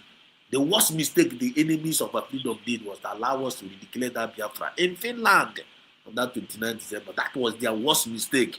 Just like the worst mistake, Jesus equally. I may allow. After the worst mistake happened, we with Jesus. After 3 days, he had clear. The same thing is happening in our own time. The arresting of Mazi Nnamdi Kanu, they thought that the arresting of Mazi Nnamdi Kanu will end the Biafran agitation. They thought that killing Jesus himself not the end of the movement. They thought that killing holding Mazi Nnamdi Kanu will end our freedom. Did it end our freedom? The answer is no. They were not able to end our freedom. Do you know the reason why? Because Chineke now the creator of this our movement. That's why nobody is going to end it. That's why no spirit can end it, because it was created by the creator. And the created want to stop the creator, which is not going to be possible. Biafra is so big, it's so deep that now, when that here if I find a job, no in the hand of God, you don't need to bother yourself anymore. And our sister is telling us here, worry no more, that you should not bother yourself. Listen to him. Okay, no, you want to put a message, but say, what do you say here? Your friend said also, you observed that chicks survivor didn't connect with USB fundraising yesterday. I hope no problem. Let us not have another one. One maybe I get a program and I get a joy now. Let go. Anytime, next time I get a program here, I'm okay. Marcellinus, Akalon. Marcellinus. When now when you tell him to observe this kind of thing now, he get me next time we're gonna program. You have to go as a concerned citizen of Biafra. Genuinely, I would get quasar. Because I am not quasar, I am not quasar in a channel. I want to dictate something, you know, Maya, na channel matter. Maybe feeling I'm not getting on football. Feeling I'm not getting on football. Na channel around no way dictated that thing now. Nga never will complain on that particular channel. Because you only from through here. You only from through here. I will hold me accountable of what I'm saying here. I come again, we got Konyoso, Maga Pichitronyoso me. I can only say what I want to say from my own side. But I want to maybe all know we man put against our government. Na channel undi believe most of them mediocre. Then I know in our what we believe in. Like no tell if you know Kutoku chief survival or USB or the lawyer to USB. I don't know anything only for me and you know the Changanya. Man, no the channel, you got a channel, they are respectfully as we when them choose survival, you do okay, just got you okay. Only your phone number, you do okay, now channel. Now one there, even if you're on give joy at Juna channel there. I got second. But in Nigeria, joy respectfully, I'm going to go sick, you got one matter. Because I can't win and carry. You go, I won and carry, I can't the same mobile. Or declare when we are resigning there. Yet, I will never say on not resigning go. I am the mother's not resign, Anna. When you say you have resigned, they know with the USB. So that's all when they come there. When no resign, or get a lap now. It resign more. Get your call, get lap for the very, very simple. Because all I know I say I resign. I don't encourage you say go resign. I never encourage you. I continue name if I name. So I want to make a decision on his own. So no resign to go. And we are not part of the resignment. I am saying now when anything complain or any say just kata yes in resign to go. Resign on you have broken no go make the announcement or quasi government about tweet here. When we have one government official government, maybe USB government about tweet or Dr. Orabueze, so person in the cabinet I resign to go. Get man card go official. But all they don't tweet out say you have resigned. If government no tweet say you have resigned, go on a government their tweet is here. Now Bazani more Biafran they resign to go. Whereas the government in and one they will tweet they resign to go. Why not go get resign no. And don't expect Biafran see Biasurogo Biabawasaga. They be Kawazira and Ogumajikwan will see resign to go. ajụọgụ ka emere ji wee resign ọ ga-esi na mba imepe ọnụ gosi mba na enjoying sa nobody should ask you the reason why you were resign. Asịkwa gị okay fine. Asịkwa gị okay fine. Ebe nobody should ask you the reason why you were resign. Mgbe ebe si resign na anyị ekele na gị nke ịrụ na arụ already. Mgbe ala kụzie, don't try to come out after saying that you resign you go and nobody have the right to ask you if you were resign. The same place anyị si na resign go. Ebe kwa na-abịa akụkọ ebe resign. Nwanne ụmụ Biafra nwunye ha ga-adọbụ vam. And aka m aka dị ya. I no go come save you. I can't save you again. I can't tell you God. Because all you batran ko ahụ si mgbere batara ya ụgbọ. I'm Marcelinius. I hope now. I don't think whether my answer now is okay with my answer. Or all my answer not okay with you. Please let me know in the comment section. So get on to Kunu here. Dr. Ngozi represent. Can you follow your up spiritually and physically? We analyzing. Our Onyendu Nnamdi Kanu was unlawful kidnapped from Kenya by the Nigerian state, and they lock him up in the DSS dungeon today for nothing except he wants to stop the colonization of the Biafra territory by the Nigerian state, where Nigeria milks the oil, the natural resources of Biafrans, ship it abroad to Britain. They use it to better the life of their people. Build the best hospitals for their people. Build the best railways. Build the best roads. Internet services. While the Biafra people, where that natural resource comes from, are languishing in abject poverty without any standard hospital, no healthcare system, no internet services, no railway, no international airport, nothing. We have stopped it. It is our task to stop that colonization by Britain. And it is our tax. Okay, Namia. It is the tax of we, citizens of Biafra, Biafran government. Because I know Biafran government, USBG. Meanwhile, Akalono. Thanks for your understanding too. Thanks for your understanding. Because someone know Jacob Chapora himself yet, still yet they don't understand. Thanks. Since we know that I don't myself connect or get some thanks for the honest answer. Thank you so much for your understanding. I really appreciate people like you. Never start the code bossa or the code guru. I had this supposing they will misunderstand among us now this movement. Do you know why? I had this supposing they will misunderstand. I suppose. One day, it's not a must that everybody must understand you. It's not a must. You might watch our people. Our people like that now. I came to realize that some of us, when you like equity, most of our people, and I did too independent, like kind of too Republican, like kind of when you equity, you have to go behind it. I call one of my guys from yesterday. My guy in the UK. On the UK now. I'm not going to this movement. I didn't have a movie IPOB before. I didn't have an IPOB. I was very strong, a die-hard IPOB during the time of Mazin and the Carlo. So immediately Mazin and the Carlo was taken out. He was still there. He was still doing it. He was still saying something. He was still fighting. He was still giving some submissions. So I'm not managing the program. A very, very good friend of mine. I'm not good today. Very, very good friend of mine. But I don't know mention his name. The good, up to date. I know like this. I don't know you have to go for the myself. Mama Chara and Jackie. Mama Chakura Jackie. Go for my joyous and one. Away Mazi. You know, this movie. Also, one you went away. My joy can't open you. You also know who is in a way, Metegaya. Now, Charles, I'm not man, every time when we also me a name, the man I say, Keo name it again, Kaebana name it there. Bamu, Emana name it there, Bamu, Mr. Kimi by USB, Bamu, or someone USB not Bali, but now the Metegaya, no, you need now action. No action, can need. Now, USB need action. It's like the action you need from USB, you are not getting. You wanna that was the thing was happening yesterday, to be honest with you. You see, 2 days ago. Son of the mechanic, I repair a motor, that thing, when I made that conversation.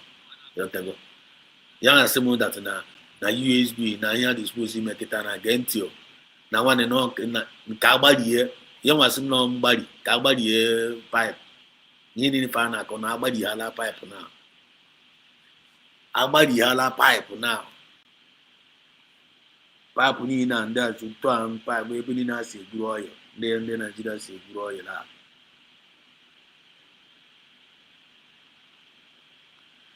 Somebody the pipe, somebody a pipe, somebody here.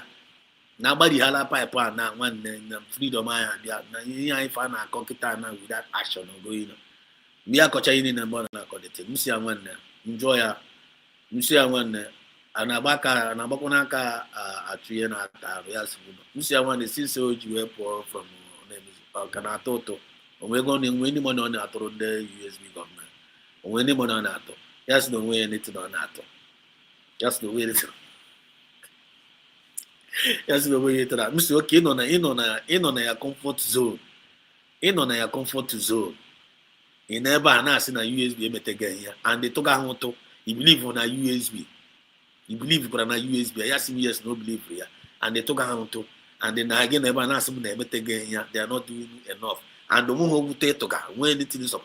So we don't know like the last show twice very last year twice on do to go there sinu neche kamazina na kalopota on do to go sinu neche kapia pota before na continue o we don't know like food aka ha no to am si we no onye wo ko onye na gi motezi Biafra everybody food hand like you onye na gi gbawa the pipe ino no ụlọ gị na-achọ onye ga-ege gbawa pipe oto ịtụga ahụ ya sị na mana aghọta ihe anya na ihe ma aminu na m dispose ịghọta ihe na m ewekwala iwe na m ihe m na-enwe na mana aghọta nza ka ị chọrọ ka nghọta. What do you want me to understand? Isi na nwaanyị na-ekwu n'okwu too much. Nsi nwanne a sị na nwaanyị ga-atụkwasị aka di ya ebe aka ya ruru. What we are doing now, we can only use what we have at hand. Na-eme ife a na-eme. Just like Maazị Nnamdi Kanu told the Southeast politicians. The Nigerian government, but I say, you should stop talking about Biafra. Maazị Nnamdi Kanu said, "Makagini kage jibe kusini ekuku Biafra." Na ya jebe, na ekuya. The answer is no. Onye ọgbara egbe, onye ọgbara ụta. Na kwa ozi ọma Chineke na ya tipụrụ ya n'ọnụ ka asị ya kwụsị na-ekwu okwu. Were asa arụ ala ka nkụju everywhere. Then unu si ya ka akwụsị ihe ha na-eme. Ka unu chọrọ inye replacement of Biafra. Asị ya the list. Ekwuru m ihe a yesterday. Ya decha list niile o tere. Seaport, electricity, on hospital, decha ihe niile, amenities niile. Na ọ na provide all these things. Na ya nwere akwụsịkwu okwu Biafra. Asị ya na they cannot go to do it. Na ya ndị Nigeria chiri inye ya restructure. Maazị Nnamdi Kanu so ka restructure kwuru chọrọ inye ya kwụsị Biafra. Asị ya yes. Maazị Nnamdi Kanu asked them, where is the restructure? Ka the restructure? Restructure ojiro n'aka. Then Biafra oji n'aka ọ na-eme. Unu si ha drop ya sị mba. You cannot drop that Biafra. Kwa m na ji wega buru Python dance gawa na be ya. Which at the end of the day, after the Python dance, Biafra kwụsịrị. Biafra onye diary the matter because someone ideology, you can never stop it. One ideology that you can never stop. The same thing now, if we can't ekwu here. Nsi that my brother said, go on ekwu na chere gbari ebe igba. Onwe ege tụtara, onwe ebe na-eji na agbari pipe. Ọkwoto akụrụ si we force gide Samnepa, no action. Samnepa bido gba wa action. Kwa nwa ko gba ya ka ọ na-aza. Ndị egburukwa na the same thing abịakwa n'ebe nsa nwanne. Ihe ahụ na-eme. Adị m na mbara ya mba o.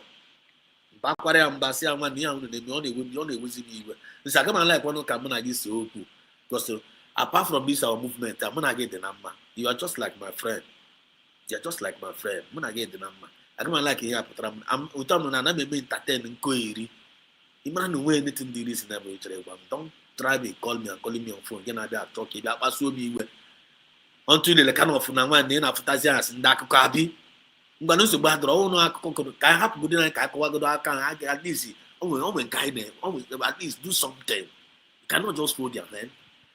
Ọ gọrọ na eji egbe ya ọnụ anyị ga-eji wee gbatu anyị nwere okwu ọnụ anyị nwere nkabasị ọnụ nwanne e were ọnụ America am declaration man na ya munye Nigeria ọkụ. Awe nke ga-eme ọ bụrụ ihe na-awụrụ egbe na mma. Samane kpọkọ gbara wọtọ for 2 years gbachaa ya akwa ihe nke na-ebe but see yet as we are moving we are progressing. God will always give us a new season. The world is revolving, things are changing. Akụgharị egwu agbagharị egwu kita sị na ihe mụgo USB ihe niile na-arụ nkịta na under government structure. Ọ bụrụzi under militant, ọ bụrụzi under group, under government structure ka ji arụ ọnụzi gọọmenti na ọwụrụ tefa bara na gọọmenti na-eme expect ka gọọmenti bịa gbasorokwa mmewekwa otu IPOB si na-eme before. Everything na-change go. You must follow template. But you watch some of our people, they don't want to only know about you only know that you came like this, you came but only me who touch you, hey, come on, get away for you there. I must say, get away, come on, get away. If you don't have anything to offer, don't call me on phone. I never tell me I can just rogo now. You got on the bed, you never ask na name come and do it. Yeah, you man na name come and do it. Do it, guys, rogo. Or I have a very, very big problem.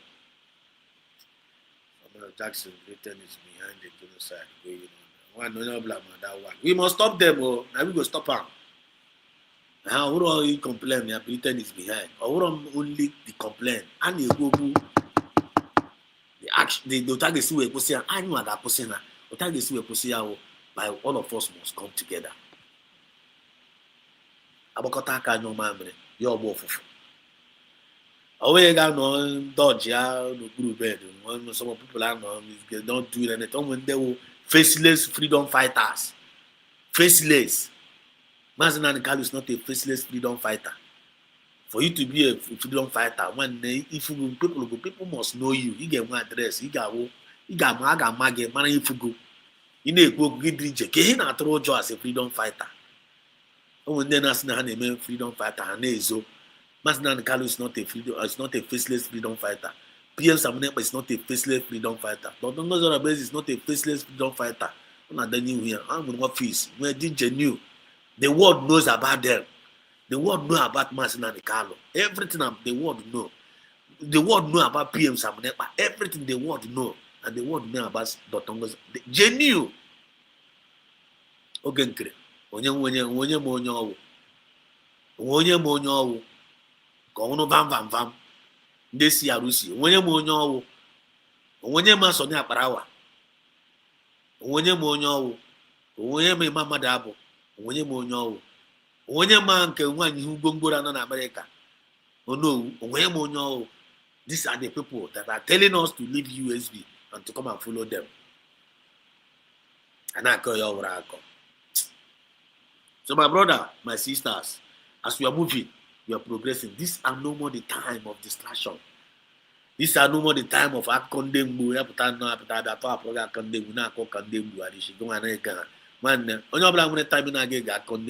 That is your decision that you make. Get on table why you not crazy but I call here. The Fulani hegemony on the territory of Biafra land. So we thank Onyendu. We also want to use this opportunity to thank our Prime Minister, Yes, His Excellency Simon Eber, who is the reason. You got na page Vam na sige emo yana one researcher the Orabueze they have made himself prime minister now. He have made himself prime minister. But to come here, our program is there. Every day this man they reference our leader. Women why have never made any effort to come and take over Mazinan Kalu position. This woman have never made any effort to come and take over PM Samunepa position. We always address him as the Prime Minister of United States of Biafra. Deputy Prime Minister, COS. But if you go to the other side, they say have already made herself Prime Minister. Lies upon lies every day. And I know the guy now told us, you want to say, no, you want to sway with 10 toes and 10 fingers. That guy, if I'm above that guy, I just don't know. I just don't know the kind of human being that guy. I just don't know. When we hear each other, that guy, if I'm above when we hear each other, the same spirit, the same character, the same word. People dance usually online, and they had the shameless, very, very shameless human beings, and they don't even have shame at all. So Zuzu find Zuzu can Zuzu. Not on the Hana, not on the Haga lure into that in Zuzu. I'm very, very careful, even when we are analyzing them. Even when we are analyzing them, because in that effort, had this so pandemic, had this with virus in the sun when I buy it. If he has not taken a period virus before virus are program, just like with this way for a free man, go totally condemned, totally because why not finishing anybody that listen to these videocast, they will inject a virus in you, they will inject a poison in you that will finish you and finish your career and finish you. That's deep again more pay. You're gonna have dangerous on that. But USB have come to give us light, to give us life, to give us understanding, to give us hope, and to give us redemption. And everybody must bow to that truth. Everybody must bow to that truth. About Anian also. The more they about the also, the more they risk themselves, the more they take care themselves, the more about the also from that truth, the more about into the Red Sea. But I Chineke na when you're indo, they are only if I'm going to impress. I may say, thank God. Thank God. Thank God for Masin and Carlo. Thank God for PM Samuneba. Thank God for Dr. Orabueze. Thank God for you. Nwa Negemonte, Wife, Negemonte, Kapuna, the path of truth. Thank God for your life. You can make a Chineke na Yechukuna Menandogo. You can make a Chineke na Yechukuna Menandogo because he man only Graga get in there for Barna say, about to be a Ziranyosi, fall back, Mama Jane, about to be you only follow to that cheap lie, that cheap blackmail. By this time, by this time around, you can make a Chukuna. Continue to say, pray from these chaffs. And then was outside the gate, now was able. Now, listen. Because of him, we are where we are today. Because of him, we have secured the independence of the United States of Biafra people. Because of him, we are protecting our land every single day. Because of him, Biafrans are free people. Because of him, we have stopped the colonization of Biafra land, of the Biafra territory, by Britain and the Fulani terrorists in Biafra in Nigeria. Thank you so much, His Excellency, our Prime Minister, Orabueze Simon Ekpa. We appreciate you. We honor you. Yes, sir. We revere you. Confirm. As many of you are aware, the Nigerian state, in their normal nature, colluded with Finland to take away our Prime Minister, trumped up all different frivolous charges, colluded with Nigeria in the quest for Finland to redeem their economic power that is already failing, their economy that is already failing by the second. How do they redeem that? They collude with Nigeria's President Tinubu and Christopher Musa. If you surrender Simon Ekpa, we will give you this lucky contract. Look at Nigeria. Look at the Nigerian government. Shameless Nigerian government. Shameless Nigerian government that they cannot even take care of their citizens. They can't even take care of the poor. No job, no employment opportunity, no hospital, no good road, no electricity, no good housing.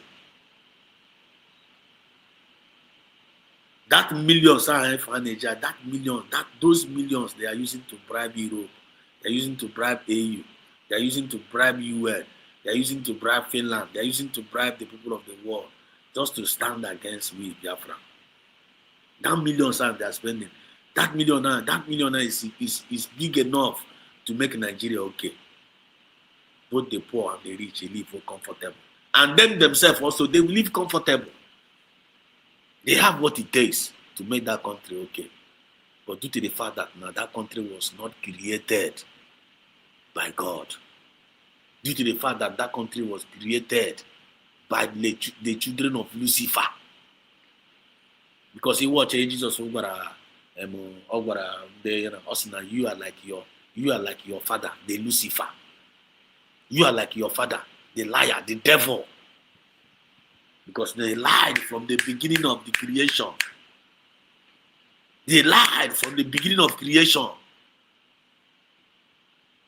When you believe for now this Biafra movement here, when you are Lucifer, because Lucifer was the creator of lies. You watch out Lucifer, all Lucifer garagato if I say na God not feed them ever. Chanaman no not thank Bruce and Oga God. That was a lie. They got convinced here, Lucifer, all devil. And they are called that and that Bruce and found a good ataramba. Nequinsu Gragagana Eve. According to Akako, based on one, according to I'm not allege. But the reason check this scripture, it is connect or dot. Equals with the father of lies. Right from Jesus of Baraya, when the New Testament, someone to swear and now they Pharisee. You are just like your father, the devil. The devil, the origin of lie, that lie from the beginning of creation. You no I won't move which means when I believe for now you have the care no man. When I believe for now Lucifer. So look at devil man, that's in a devil man. Now for us that's in a devil. No, if God gana fallen angel, which is a man as in a fallen angel. I don't know for daughters of men. And there is Rosie, Cabebas, you know, happy to afford the beauty of daughters of men. One that was a large back in the Liban was and I was the author. Not as yes on giant, not a principle day, as an Egwin soon and Eve, according to Akoko. Not a Eve, first one from Trau Ken, Quinsu, you can win a Kuburuman there, all is devil was over Eve. To I make Ken, according to Akoko. Kena uruzen we kwensu kuburu original no nwa Chineke na ebe nke original Adam na zire if we anata mutazie if mutazie ebe original nwa we kwensu ken kubuzie ebe then we kwensu a we pafuzie since ken na fu pafuzie uruzo nya buru Bruzi Arwar na akpagharị n'elu ụwa. Ndị Fulani ama ndị ara mmiri na nwike ndị achọ ụmụ Ken gasị ya na akpagharị n'elu ụwa na-akọsụgharị confusion na-atụgharị ashị. Osebe ewere fa atụrụ ashị ụmụ ekwensu. Check the kind of level of lies, propagandas ụmụ ekwensu a na-atụ in our midst.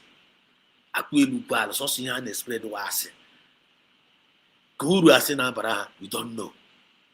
Whereas in Ethiopia, if on much you can know, but to keep as well, Umi Fekuliena, and Umi Fen on a government now. All one was in a government. I don't know.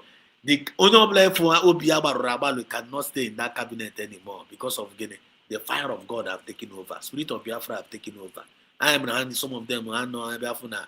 Zamana but I resign and also not about and don't see a labor and poor putazi I will expose I want to expose one Nebeka's disposition handle. You want to expose that Orabueze.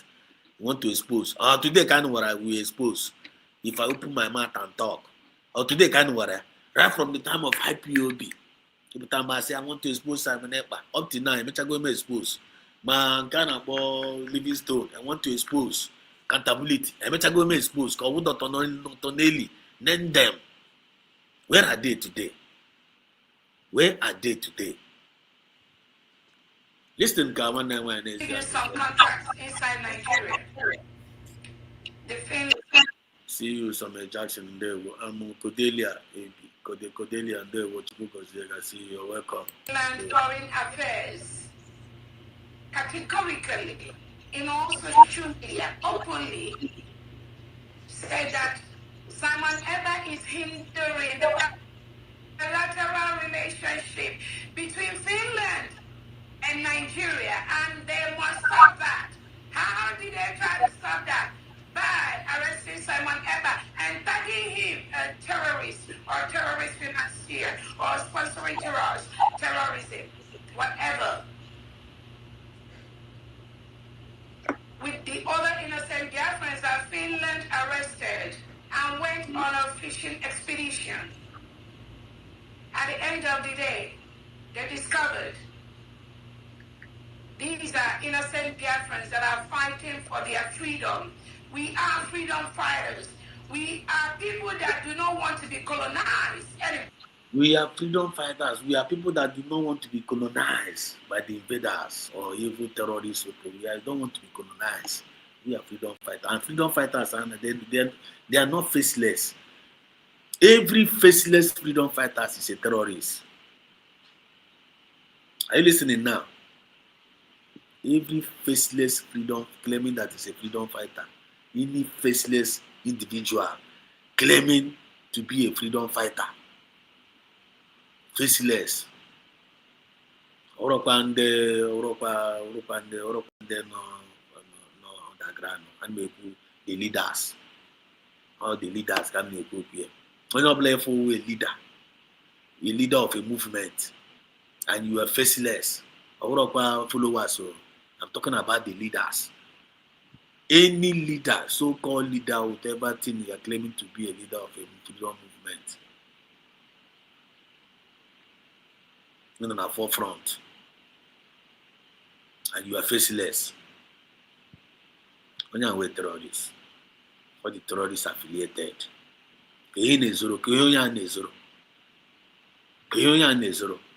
are you fighting for? Okay, you are not fighting for Yeroraro.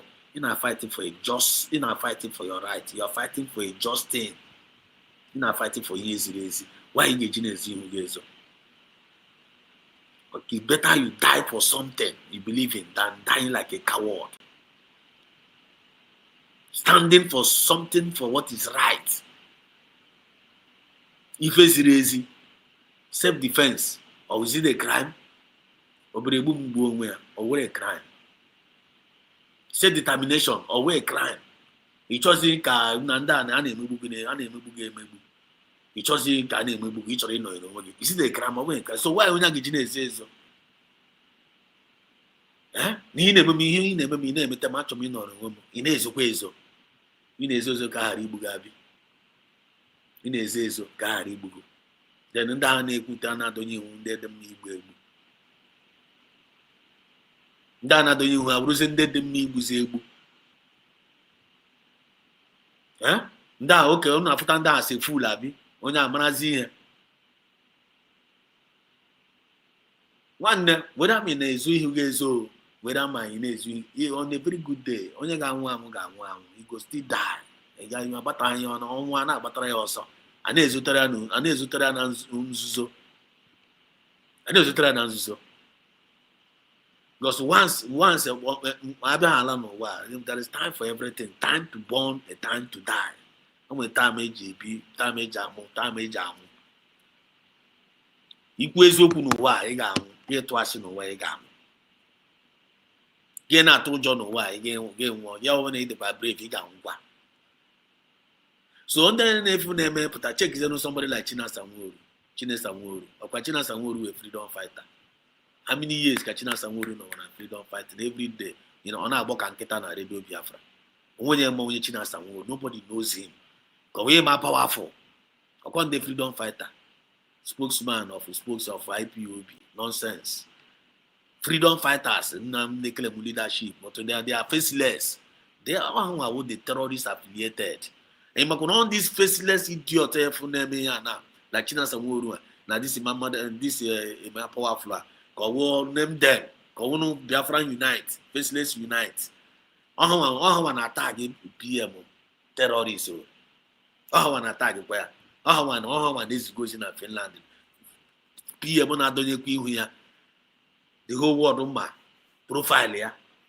Can basically terrorism affiliated. Check is the faceless freedom fighters in Nazuga Siserezo. That's in how I was in the true freedom fight. Nobody knows him. Biafran United, nobody knows him.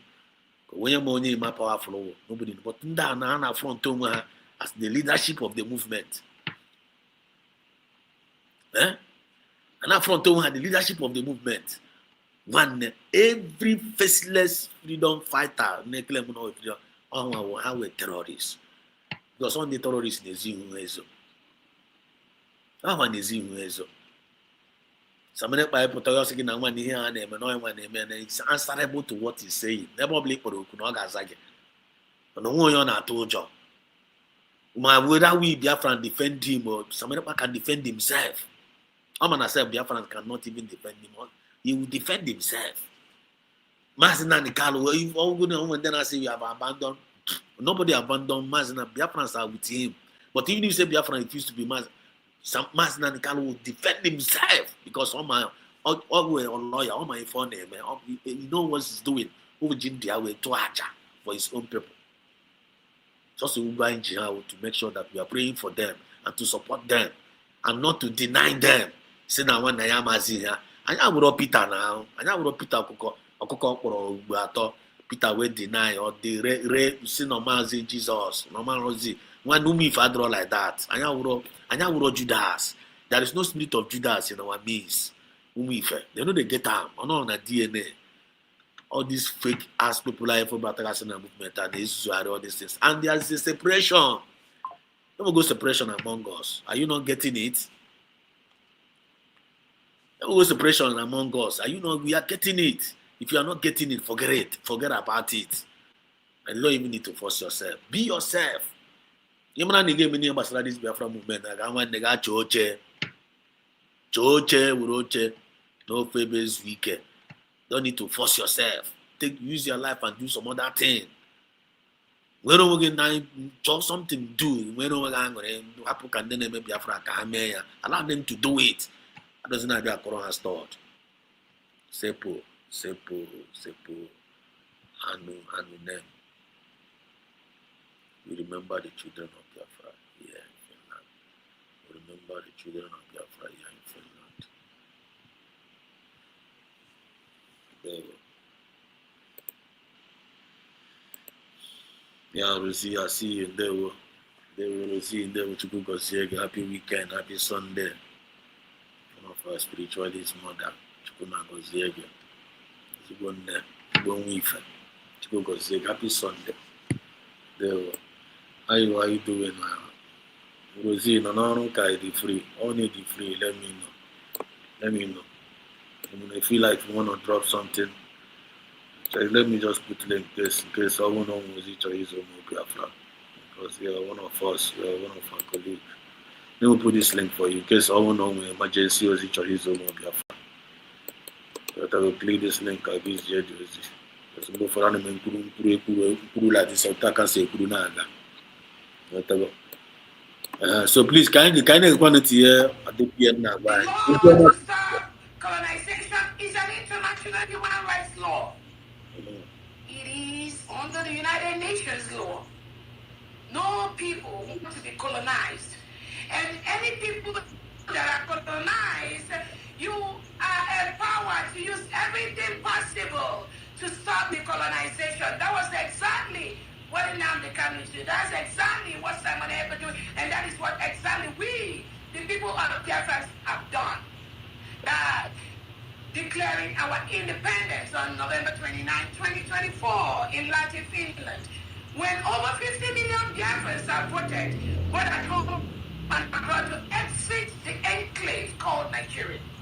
And we all gathered in Finland. Over 500 Biafrans voted to exit the terrorist state of Nigeria. Because we are backed up by that humanitarian law, by the United Nations charters, organizations, including African Union charters. Are you listening? Are you listening, Biafrans, lovers of freedom? Are you listening to the voice of reason, voice of truth? Everything done legally, backed up with every international law. People with high intelligence, men and women of integrity, professional men battling into the movement, not into cabinet. A lot of people like Van Akoiri. A lot of wine can up wine such an 18 every day. Yeah? A lot of Van native Biane, Kulene, I am the Biafra. Eh? Come why I need to book Onyara na channel every day. Umajani, where is the woman name order? The woman make one away one name away a coba. No way anything over there for no tell no I hear. That woman can never be stable in her life for once to know why. And God is shameless. And the way he was on the way be man, the woman came over your source over one maybe. Or down why waka wadema or maybe. Everything obey she touches will die. I am my angel, Unama. You don't believe for me to Akaga. You don't believe for Nagaga, Yamakopata Aleba, Yan Tipia. Only one idea. I am only about trying to miss. But to be a France spirit, because only more natural they possess. She is not alone, or they highly possessed. Only many spirits in our possessor. Many dangerous spirits possess her. Only the spirit of pussycat. Only the spirit of that is in my spirit. Why now spirit of animal need no one no why now. On their way. Why can behave like a pussycat to you now, man. If you are go pussy on our tag on our fogo. Only the spirit of okay na tag on our fogo breeze. That woman when ya. Only the spirit of abo. The woman was in no way call by confirm you know what I go ways to call. The woman way chameleon on a kuare or can turn yellow, can turn green, can turn white, it can turn anything any given time. Why not if we witch? And don't go on agonia. No two and I have to get Robiat. The only person on our told you when he was all but to be with the only person on our told you. The only person on our told you was but to be. I am Simon obligo Simon I found a Simon walk on a I'm on a Simon walk on a no me ala Simon get repair because dragon fire on a diamond Simon with dragon. I'm on get repair that would be upon still yet only to somebody manage Yana Chido, somebody manage I want to see and one day. Not get a quago. Not quite a baby can not even on get a quaggy. So no Hanoman knows someone can do. You give your name pretend. But immediately of Belania, someone man was here. That's a child. Omega arrive. No Kitana Koga by Israel in black and white. Yeah, that's what she's doing. But the woman is too small. Or the too small. Even if someone is not around, Biafra can handle it. A lot of or you got boss or the woman got boss. The reason why you went to Malique Luna because hopefully now someone go. It was like kind of my job here to go. Someone now. Even on Pakistan by Lawa Sudan. They are not saying the judgment, CCAs. Child. Yeah, my dear. What testimony? But we go. So again, so which means you can win a grace in a low war. Eh? I will do my way. Kita is after battery now. Kuna fugo opera metra potazi fair. Since kita na na someone who's a terrorist. You know your support here. Come on your black here. Even in my including young, I'm not actually to go with a guy we're confused on novel. Because he's working for somebody who done I don't know. Oh, done I don't know. Go to Madigis but I whistle. Whistle him and all one create a very, very big awareness in the society in the time of danger. Especially in the rural areas.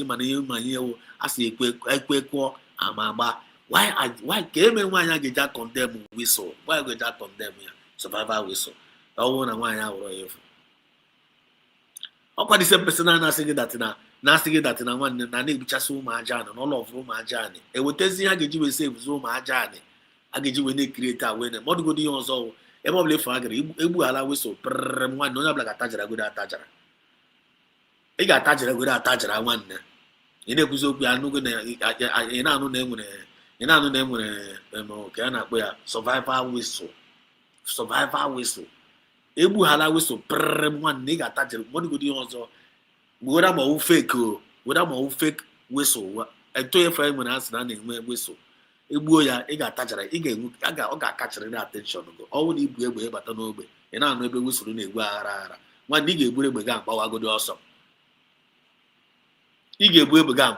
ọsọ anyị maka nwaanyị abara bịa kọndem anyị maka ọ chọrọ ihe rọbishi ute okwu ọnụ ya tag all manners of disease na the whistle n'obu cancer na the whistle bụ diarrhea the whistle bụ appendix the whistle bụ ọrịa niile yes ma anyị niile HIV o ji ya wee bụ ya whistle ahụ na igbu ghara whistle ahụ na malaria ga-arịa gị typhoid ga-arịa gị cancer ga-arịa gị could you just imagine ihe nwanne na-eme nwanne ya ihe nwanne na nwanne ya which is very very bad. And when nobody gets so those kind of dangerous seed down, those kind of evil among us, only we may escape the judgment. It is not possible. The woman, na honorable life, honor, not I put all of them. I am what you when I'm here for them, and we are here. So get on to come on, mommy, I news. That said, people have the right to choose who is going to lead them. If people have the right to self-determination, that is why the restoration and protection of the United States of Biafra is going through the legal process as we speak. Mm-hmm. So we thank our Prime Minister. Our Prime Minister is not a terrorist. All of us are aware of that. Simon Ebba is a sound politician in Finland. He has helped the political party in Finland to build Finland. Nwaanyị adọnyere ihu ya na-ekwu speak to the whole world. Somebody adọnyere ihu ya na-speak to the whole world. Some maazị Nnamdi Kanu dọnyere ka ndị mmadụ na-attack terrorists. Could you imagine the kind of wickedness? And the worst part, the most annoying, ndị ha na-abụ sokwa na-emekwa the Biafra movement na-akpọ nwaanyị a terrorists. Nwaanyị dọnyere ihu ya. Terrorists ọ na-adọnye ihu. Terrorists on adonye ihu without mask. Nwaanyị aka na-akpọ terrorists. A na-akọ ya ọwụrụ akọ chief commander terrorist nwaanyị na-akpọ ya. The thing is very, very annoying, but they can never escape the judgment. You guys want to his own little way. In the Finland Transportation Department, our Prime Minister, His Excellency, is a member in that board that make decisions to make Finland a better place. He is not a terrorist. But Finland thinks they can get the resources, the oil, the gas, whatever they want on the blood of innocent Biafrans. Very, very and we bad. say no to that. We say no to that. That was how Finland colluded with Nigeria and decided to be the person that would judge the case for Nigeria. So Finland judged a criminal case on behalf of Nigeria. Highly illegal. A one-sided judgment that never addressed all the human rights abuses by the Nigerian state, all the killings of innocent Biafrans by the Nigerian state, all the forceful disappearances of innocent Biafrans confirmed by organizations like the Amnesty International, the European Human Rights Commissions. Finland never addressed her during the trial of our Prime Minister.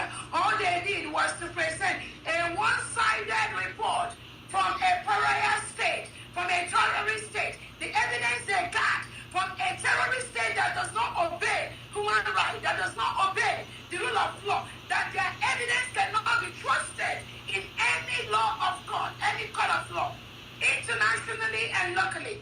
That was what Finland relied on to judge this case and say our Prime Minister is a terrorist. And we, all Biafrans, are terrorist financiers. Why? Because we do not want them to continue to milk our oil resources, ship it abroad to their globalist friends, to their sponsors, while our people languish. That was all, nothing more. So Finland went on this shambolic trial where he said, oh, our Prime Minister was involved in a terrorist organization. Who declared we Biafrans as terrorists? Finland didn't produce that evidence. Imagine. For an organization to be declared a terrorist organization, there must be proof. There must be research. There is a particular body that is termed to... Now, one issue may be put under Finland there. Issue may be put under Finland there. No, the whole Finland, no. Finland there is super easy. No, they shall no, you get me. No, when you also man charge someone. Eh? That's terrorism related. But the meaning of that, yeah, a very big blow. When you're natural freedom fighter, can attack terrorists. Onto what level? Onto what level? No Biafra need dipano. I need dipano. I need. I had one no violent. Imakuna one I the violent. If you are if Biafrans are violent, yeah, if I corner, look at Biafra. Biafrans are the violent. Our leader Masinani can for getting to almost 5 years now. Zoo country. The Baumo Biafra na Baharequa. Umo Biafra na Bahare. I go because na Puchaga Patu Abuja. Munya Abujoko as terrorists Aporani. Akapura in terrorists. I yaga because na Puchaga Kutu Abuja Munya Nigeria Oko. Because all terrorists name all those things now. Munya Abujoko, Munya everywhere Oko. I know quadruple peaceful. Masinani Carononi me. For getting to 5 years, the only thing I'm we sit at home every not even no law now, no law, no law. Still yet and no queba and was surprising when I never sit at home. And that's natural system. Okwa no law. Okwa Chipaka Bachiro shop, Okwa no government na shop. Now then close their shop, like kind of in respect to their leader age. Government that cannot be released general leader without violence, still yet and not terrorists.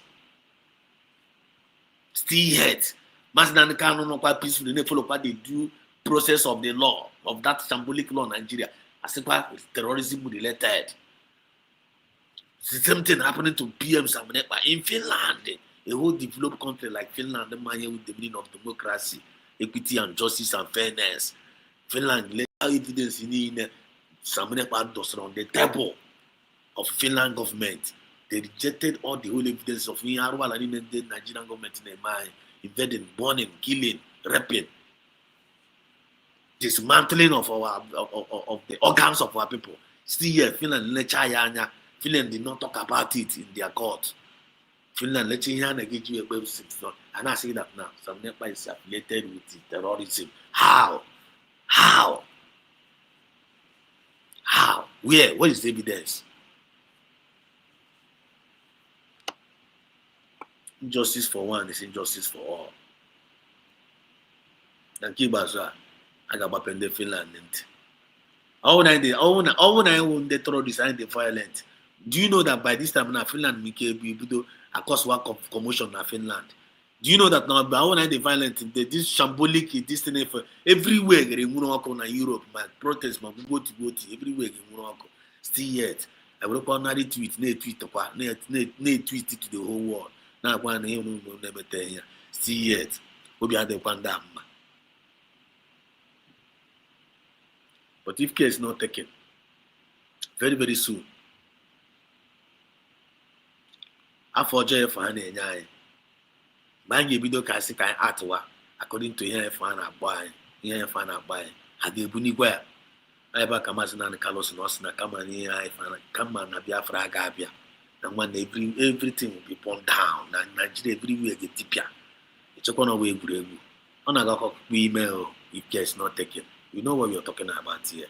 And that's what DPM is trying to let them know. To declare a group of people a terrorist body. Finland didn't do that. So who gave Finland the right, the audacity, the power to declare Simon Eber a terrorist? That is the question.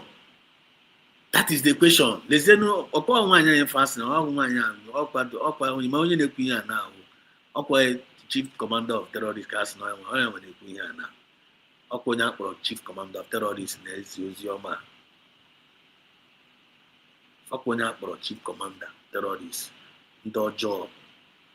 They would the main people because they didn't even know why terrorists. Somehow they committed that terrorism in our land. I want to commit this terrorist act in our land. Ne buya PM Samenepa. You didn't even have both PM Samenepa. That is what they are doing in our land. Why you church? Why you church in the line? The number of the commanders need on the ground. What's the number? I don't know how they want the men on the ground now to stop. They should not be loyal to USB government. Because after one has a voice, the woman convinced a lot of them. He poisoned the mind of a lot of them. And some of them are in a very, very big mess now because they were deceived by that woman, evil woman, that Jezebel. Somebody like Holy Ghost, all one year deceived here.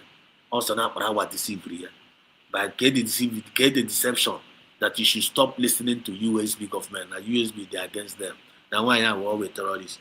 Commander Holy Ghost, but now they are called to give much and there or and many other people are going to go down in that the same way because of the deception this of the evil ones. Biafrans all to declare Biafrans as terrorists. Again, okay, the Finland the right to call PM something by terrorists or maybe by that right now. Now, Biafran government now abagono David Matanga abagono some other luminaries lawyer Samenepa abagono one people of men of integrity, people who might find abago into the system. After that Finland passed that they should, but at least we hate Jinaka. You know, somebody only get Jinaka, evidence against Jinaka. The way from the Finland you finish in the Finland government. Finland government kita na the whole world na position like kind of you know where name is here of which very very soon okay mo ko yo bla fam na ya ma se samne ma na get puta go mo me expect ona give me show ma puta ka mo na se ndiro na get go. That was what Tinubu and Christopher Musa told you, and you think it can stand in any international court. No, we are going to appeal this, not just in Finland, in different international bodies across the world. We are going to let Finland know you cannot continue to partner with a terrorist state like Nigeria and destroy Biafrans with your lies. You can't do that. Okay, for now, this week, if we budget for the leadership PM Samenepa, we budget for the leadership Samenepa. That week budget gonna put the Europe, or gonna put the Finland, or gonna put the European Union, or gonna put a lot of people, or gonna put a lot of them, Okunama, from Europe, or got to put Okunama. PM my phone name. PM just sit in the Europe, no sit here, no colonized, chip down, actually be international law. Self-determination is never a crime. Self-defense is never a crime under international law. Somebody pass whoa. The same self-defense, international law and self-determination. Could you run this movement? The appear to us under self-defense and evidence. It has in a neighboring back as I back and I commit to offense, which means the only thing I actually kind of and make no complaint, no talk. And they rep anymore. And I'm see men, not cheap I turn on to say slave. I hear now, I hear back and I occupy my in Dutch and I told. I began here before. And then I should keep the come again. Okwa my ikwe. Now, if we agree before it will happen, but we say it no go happen, it no go happen, and it can never happen. We no go agree, and it no go happen. No go agree, it no go happen. Come on, it may happen. Now you turn into that perpetual slavery. When you activate sensing mode, you are sensing me and buy. I want to give me. I get me activate. I got part to every wall. I need to cut that together. Like Raman, I am didn't. Why not this kind of situation I find on email? So when they want to carry him, and I can't them when I'm because of getting. Go take a see when on do. From generation to generation, I am serve in Dutch. From generation to generation, I am serve in the Fulani. You know, they make what in our people. And I not to do one in Bo, Brahman are forceful. What is going on? Can somebody like something like this woman, an intelligent woman, like passionate woman, we told you be formula. Where you find on email, and all the very few people like reason like this woman have. This is very few no what. People like reason like Master and Carlo. This is very few no what. Like how many on my dollar nature bear no why I find on email now. I'm not the nature bear. You know what only did lucky. When you did lucky, we did no, you did no. When you check a mother, come again, in your lifetime. In your lifetime, somebody no only light. You can celebrate only when if never no, so that he would enough frozen. And him and in darkness. If only when a light around you, come off you can celebrate only when a light. And not talking buku light or ija future also. It's a name my head. Very stupid set of people. Doesn't allow me to do that.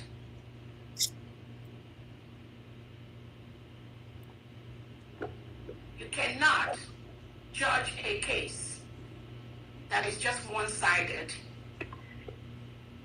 It was easy for you to say, oh, the Prime Minister did this. He engaged with these people. Those people are called terrorists. Where have you presented thousands, all the reports that the Prime Minister Simon Eber submitted to you, Finland, about the human rights abuses, the killings of innocent Biafrans? He submitted this to you, Finland. Did you ever address that during the case of Simon Eber? No, you did not.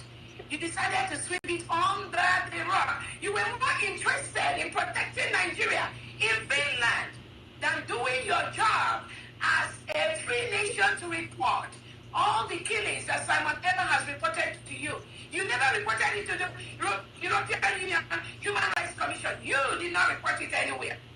We are looking for those reports that Simon gave you, that you submitted to the European Union. You know you didn't submit anything. When you have all the reports, you have prepared this case by making a formal report to the European Union Commission. And Nigeria to do that. You still have time to make amends quickly. So we remember our Prime Minister, like we said, we're going to appeal, and we will continue to use everything within our power, allowed by both international and local laws, to make sure that nobody hurts any Biafran and get away with it. Everything within our power to make sure we get what we are looking for. The Jews didn't survive Pharaoh. The Jew didn't survive Pharaoh with the kindness. The Jew didn't survive Pharaoh with the kindness. They escaped. They escaped him through plague. How many escaped through plague? How many escaped through plague? The prophet weren't diplomats. The prophet are not diplomats. They were warriors with words sharper than sword. You cannot Deuteronomy giving with their life and direct. Be nice. Deuteronomy doesn't say be nice. Deuteronomy about the saying now man neck on your blood very nice. So too much niceness and but not be typical. Time of violence I go. Time of aggressiveness I go. And it's now we take by violence, take it by force. The freedom is in our hands. He says, justice shall you pursue. Be nice won't save the West. If you not be nice, again save the West. Because actually, kind of nice. We teach you, make you no complain. Make we no complain. And you make you no talk. But many Finland now their own war within the Russia. Abaka we got war within the Russia. Nice catch we with the freedom. How about a war? How jebe? How jimma? How jogo? How got lot freedom? Anyị ma na-achịkwa ka anyị lụta nke anyị asị anyị na anyị metụkwa n'aka n'egbe so ndị Fulani ga na-egbu anyị Nigeria gọọmenti ga na-egbu anyị then nobody want to talk Chineke na-akpọ ha niile ọkụ our sister is in the building River Goddess dewo nwanna dewo can you hear me dewo. Happy Sunday everybody in the house. Thank you so much nwanna thank you so much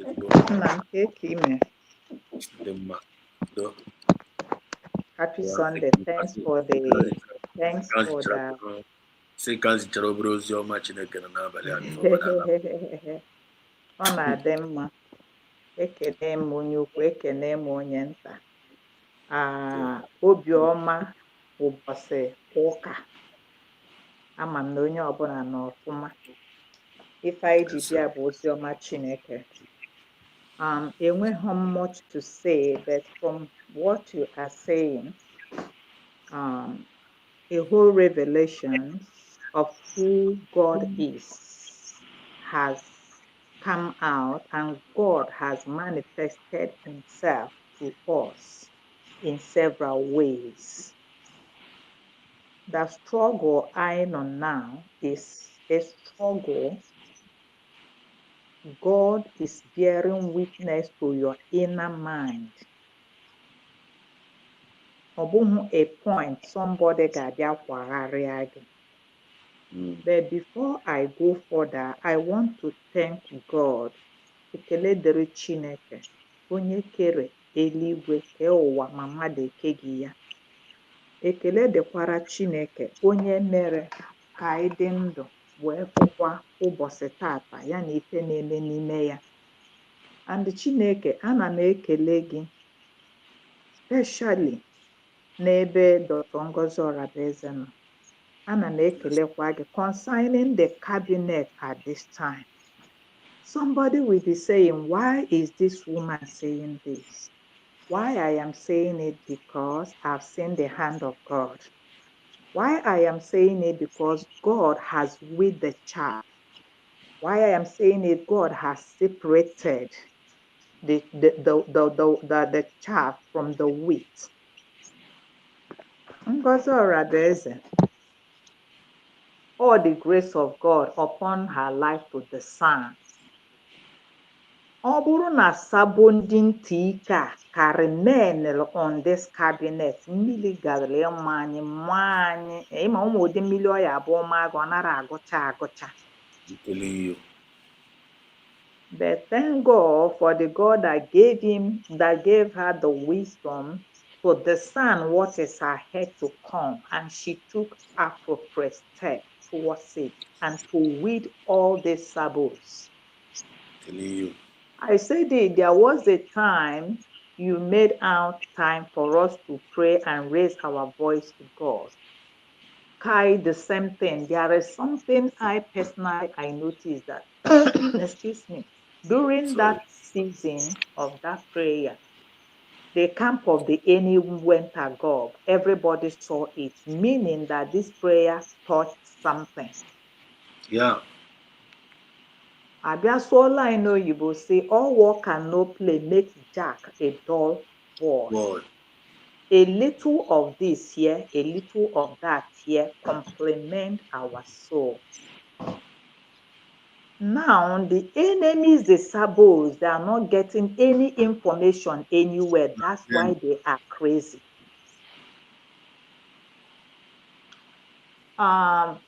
Yesterday, I just want to share this revelation and engage away, check out what is happening now. I'm on my bathroom now, so it just came like a word or like, something to ponder about. Nnam Abraham, olee nwa atụrụ a ga-eji chụrụ Chukwu aja. That was what the son of Abraham, which is Isaac, when God said, I need a sacrifice. That boy was innocent. And his father, Abraham, was walking in obedience to the word of God. They had their knife and they bundled their wood for the sacrifice, and they were going to the direction where God directed them. This is an analogy, and I will bring it to what is happening to us now. The innocency of that little boy, Isaac, saved him. But for the lamb, the young boy keep asking his father, Olee nwa atụrụ a ga-eji wee chụrụ Chukwu aja? Where is the lamb? Ife papa ya, Abraham, gwara ya sị, be calm, God will provide the lamb for this sacrifice. Yes. What God was looking was the innocency of that little boy that was about to be sacrificed, and that little boy did not have the inclination or the mind of God. I am the sacrificial lamb. The father has wound in his heart. I never had children on time. This little one, this one God has given to me. Sacrifice area. Obedience is better than sacrifice. When an instruction is given to you, heed to it and run with it. Yeah. So God, in his own infinite mercy, why I said it, Ole Nnam Abraham wo, Ole nwatụrụ eji achụrụ Chukwu aja. Maazị Nnamdi Kanu is the sacrificial lamb God has given to Biafrans. Biafrans, open your ears. That was the word that dropped on my mind. Then, as if that wasn't enough for the Biafrans, you Biafrans were in doubt. He now sent another sacrificial lamb, which was Simon Ekpa. And remember what Simon Ekpa and what Maazị Simon Ekpa and what Nnamdi Kanu, what they stand for. The Bible said that before their sharers, they make no comment. And who were their sharers? Biafrans. Exactly. When God has given you two major directives as a leader, and you are crying Biafrans because you are stiff-necked generation, human being, a reprobate heart of a people that have no repentance of mind, you are the witchcraft that has given your own up. And you are asking who has done this to us. These two sacrificial lambs, they obeyed the voice of God by coming out to say, Biafrans, I am laying down my life so that you might have your own life back. But out of greed and wickedness, between Silas and Barnabas and Jesus Christ, kedu onye a ga-atọrapụrụ unu? Unu chuzuo ka onye nzọpụta unu ka e were ya ka ha tọpụrụ unu ndị omenjọ onye ori, and they granted your wish. That's what you people are doing to Simon Ekpa and Maazị Nnamdi Kanu, and you never got tired, and God is watching. Then it's like it is not enough for you people. You people gathered again. You people conspired again. You people are plotting again to take an innocent woman. To add up to the two you people are holding, and you never sleep. You people are awake, fighting tooth and nail. How you gonna take another woman messenger? And nobody has called you people to order. Nobody has said, no, enough is enough. We are the one doing ourselves. I have never seen a wisi that when you kill an innocent woman, the sin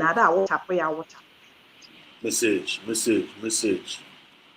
that what saved these two innocent people, the same God that saved Isaac from that sacrifice is the same God that will save Mazen Namodekano and Simon Ekpa from the hand of the enemy, because they were innocent and they laid their life down that we might have life. Exactly. God will provide. That's why he provided this lady, Ngozi Orabueze, as another alternative. And the Spirit of God is crying, Wunu, touch not this woman. Be diligent and follow this woman. My prayer for you, Dr. Ngozi Orabueze, surely they will gather. That their gathering is not of God. Yes, so Dr. Ngozi Orabueze, they must surely stumble and fall. Unless you are guilty of their gathering, that's when their gathering will have effect on you. That your innocency, if you're innocent, you will be the end of the gathering and the conspiring of the wicked one. 100%. Innocence is the other savior.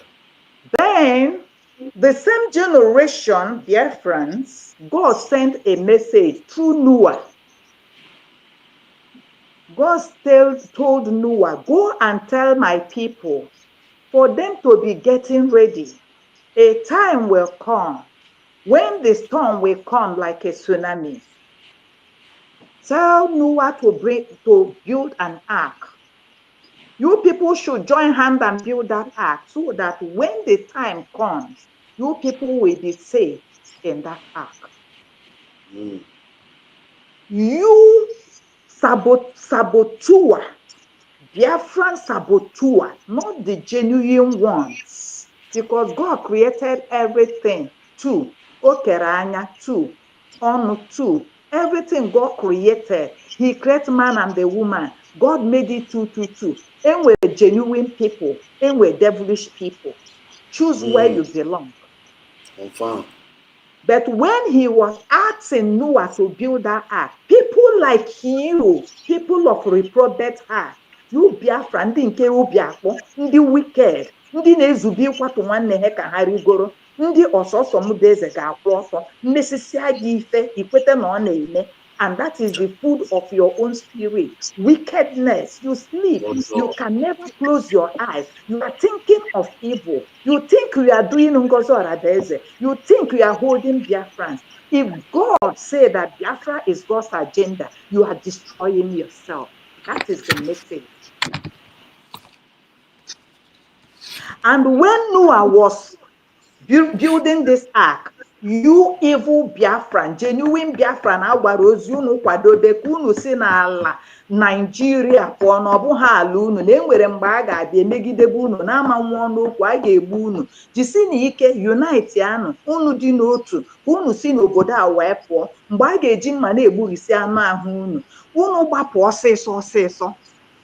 A sị na Noah bụ onye iberibe. Otu unu si na Simon Ekpa na onye arụrụ anụ, ọ na-egbuchasị unu.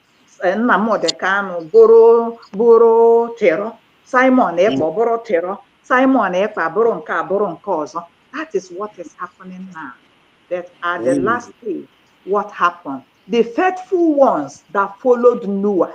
And God said, when this thing will happen, a lot will be marrying, a lot will be enjoying, a lot will be carried away. People will be given out in marriage. People will be distracted. It's only few people that will be saved. That is the moment we are. So, onye ugburu, that's na ntị kpọchiri ya. Onweghị onye na-ediba mmadụ from entering into this hallowed, promised land. Anyị nwa ji aka anyị nwa ji onwe anyị. And when the time came, what happened? The tsunami came, the storm came, and what happened? It's only few, it's only the people that enter the ark that were saved. We have the ark of Biafran at the sea. The ark of Biafrans has anchored, waiting for genuine people to go into the ark. So that when this destruction Unune bring up, it is the stubborn ones we go as a stubborn fly. But the genuine ones, I pray all of us will enter the ark of covenant. Biafra is an ark of covenant. That is the message. Confirm. Message. We are not begging anybody. A time will come, you will judge yourself where you will be. There is no heaven somewhere in any way. The heaven and earth is here where you and I belong. Nobody gonna judge you, you judge yourself. Mgbe mmadụ nọ n'elu ụwa na-ata ahụhụ, onye ahụ nọ n'ọkụ mmụọ ebe. Mgbe mmadụ nọ na-eme enjoy, ịnọkwa n'eluigwe. There are people whom ill health has made them, they are on hellfire. They are not in. When you have what we call, enwere ụda arụ ga na-eme mmadụ anọ na pain 24 hours. Gnashing of teeth, pain. So for somebody telling you, my house is in heaven, which heaven? Ị ga-eji ladder were ya? Oh.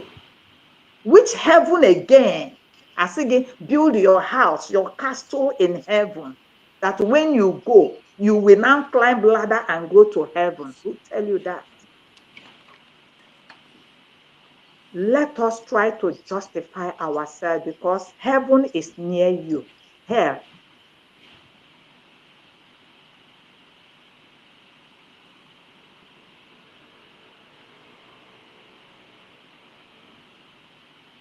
No?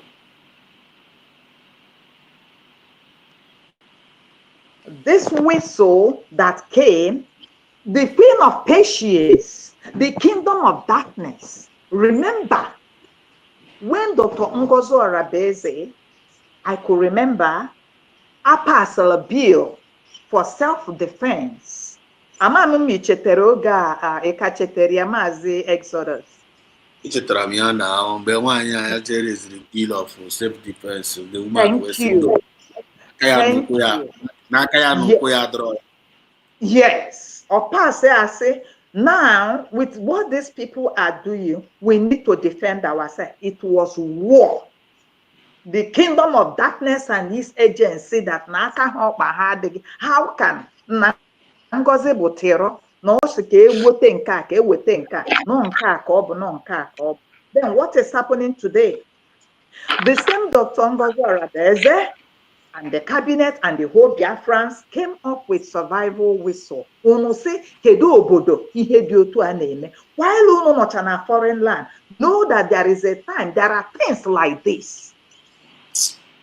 Even the scouts, you know very well. Unu tag ya no poison ka ọ bụ, no nke a ka ọ bụ, no nke ọzọ ka ọ bụ. Telling the gullibles, the old women and the old men that doesn't know anything, how long will this last? What joy is fallacy, lies, giving? What joy do you have in it? Initially, you people said that Ngozi Orabueze and his cabinet has come to Biafrans. Of course, an atoro whistle. Kedebe whistle no, they go the money. Telling you, they go the money. God, in his own infinite mercy, that whistle now came. The mouth of you people, you see, hey, Ngozi bukwa ezigbote mmadụ. I thought maybe that na erigo the money.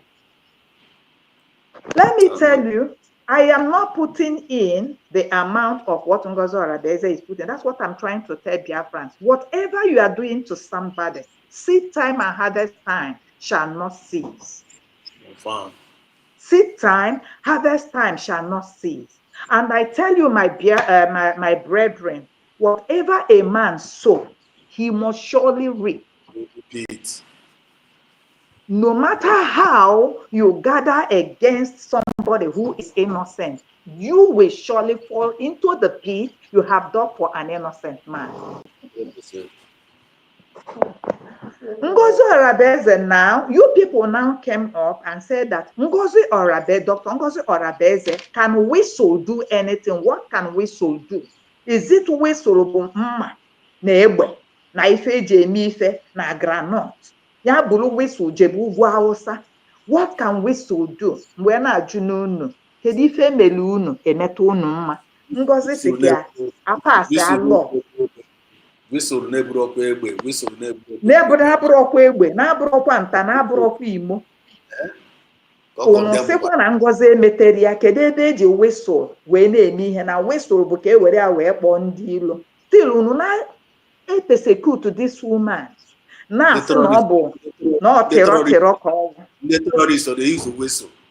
A na-use whistle. So unu ihe a niile unu na-eme, o ji onye na-ana, o ji onwe ya. Let me tell you, ma vam, because what is done in the secret will surely come out in the open. Confusion shall be in the kingdom of the evil one. You people must be surely confused. Anytime you come out to do anything, confusion will fill your heart. Confusion will be in your midst. You will begin to fight yourselves. Those secrets you have held for a long time, you people will begin to divulge those secrets, and those secrets will land upon your head. Confirm. Ọ dịghị onye mmehie nwere udo. Ọ dịghị onye mmehie nwere udo. O nwekwara onye mmehie nwere ụra n'anya. Simon Ekpa said, this is not about me, it's about you people. Now, vaga, you came out with the pastor, and this same pastor, Simon Ekpa, thank God Simon Ekpa was able to release the clip where you people were telling Simon Ekpa, na God uno sekwa, God uno ase, Caroline Mbeze, this is na Simon they break your heart, or they break your heart, or be your husband, or be your brother, or your son. It's not they break your heart. Then in a somebody in the cabinet no more going kedara already, which shows you people are in witches' coven. Using diabolic means on people.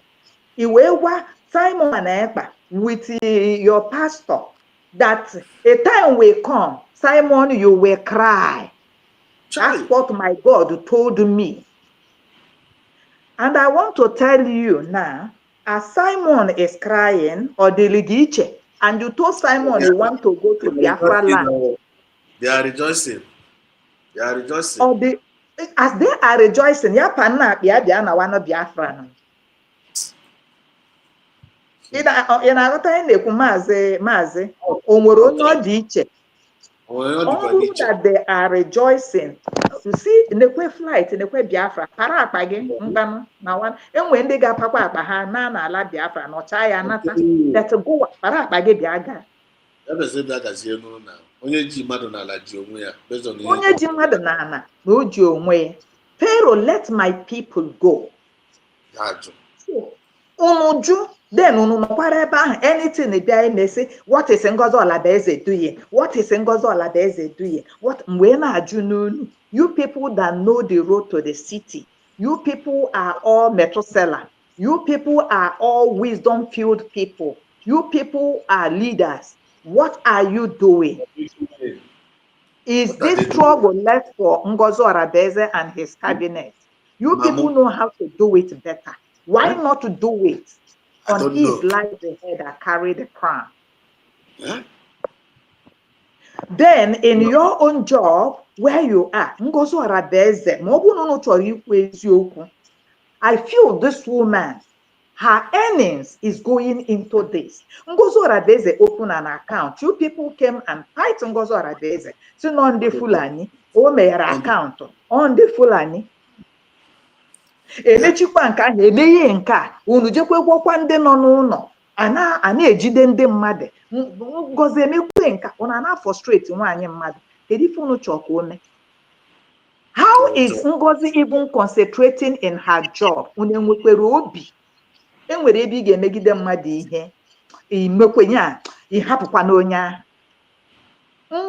Orabueze is doing her job. America, my dear, all is so crucial and so taxing. Do you know how much this woman is marrying around people to get? Or if I know one, the house to divide into 100 pieces. Or this one kind of fundraising. Because and then what they go na fundraising.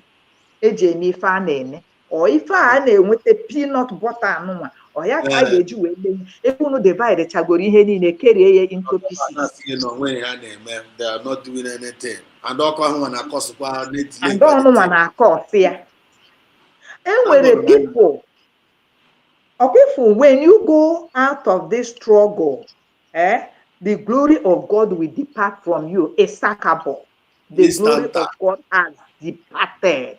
Isakabo. When you go, only Sinkwacha left the struggle. If you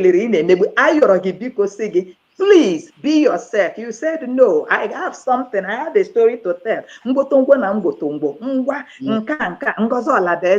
That you were in the midst. It was yesterday you went out. And you are not talking of what happened yesterday. It is in the midst, when things were going wrong according to you. You did not say anything. You were in the midst, tightening the knot. Then you came out yesterday and want to be an innocent man. Who told you that? The glory of God has departed from you. Then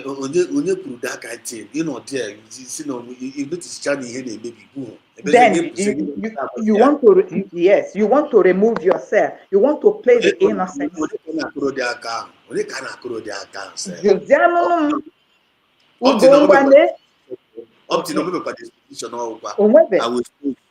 will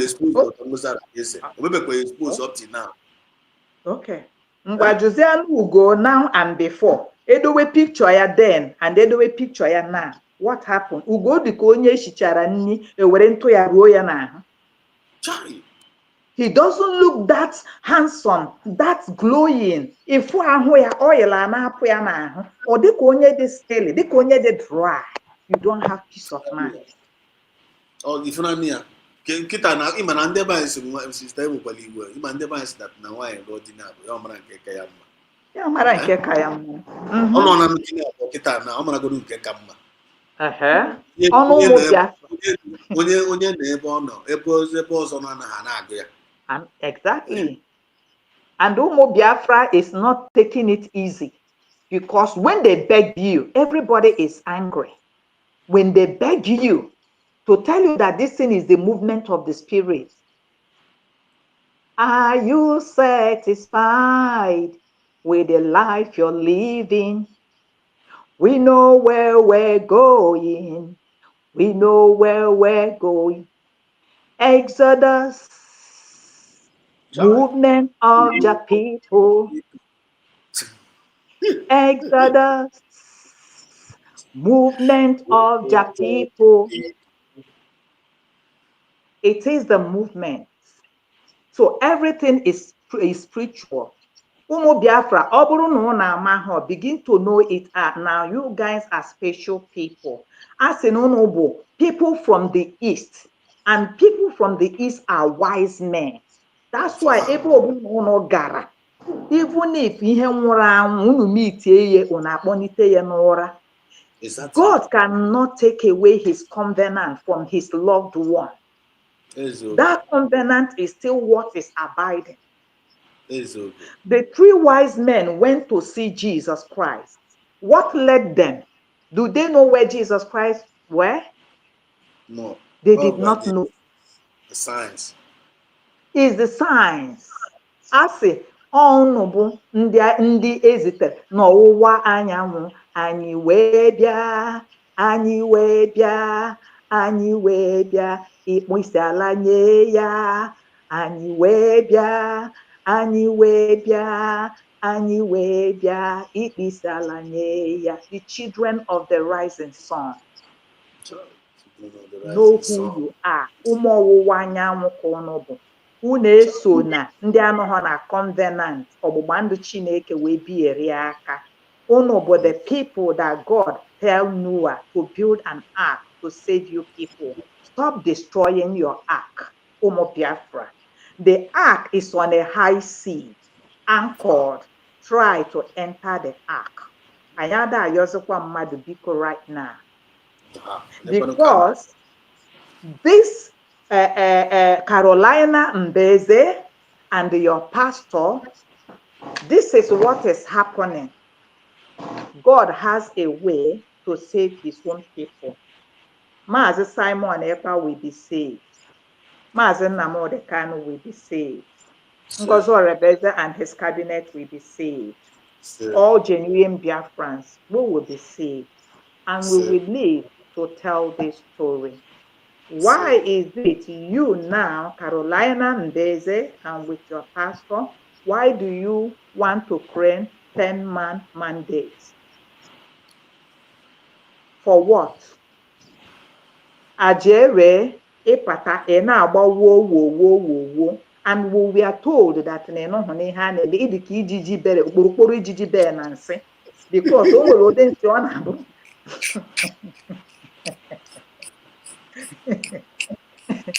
oh my God.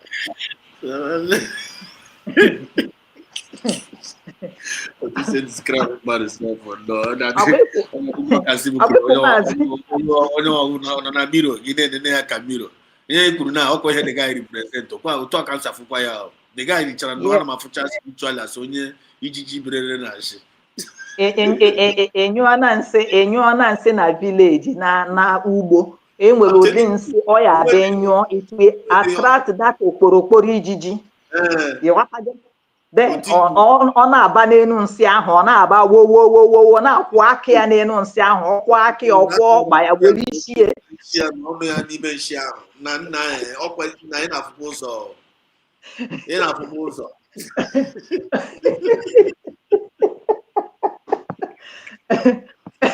So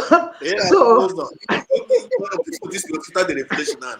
If not here, I'm not doing this way. I'm not doing, but yeah, this is what it is. Oh my God, God, you don't know what this kind of revelation if you don't revelation now, you can't be confused with this kind of mediocres. And when you make it because it's God already, I represent it. And what do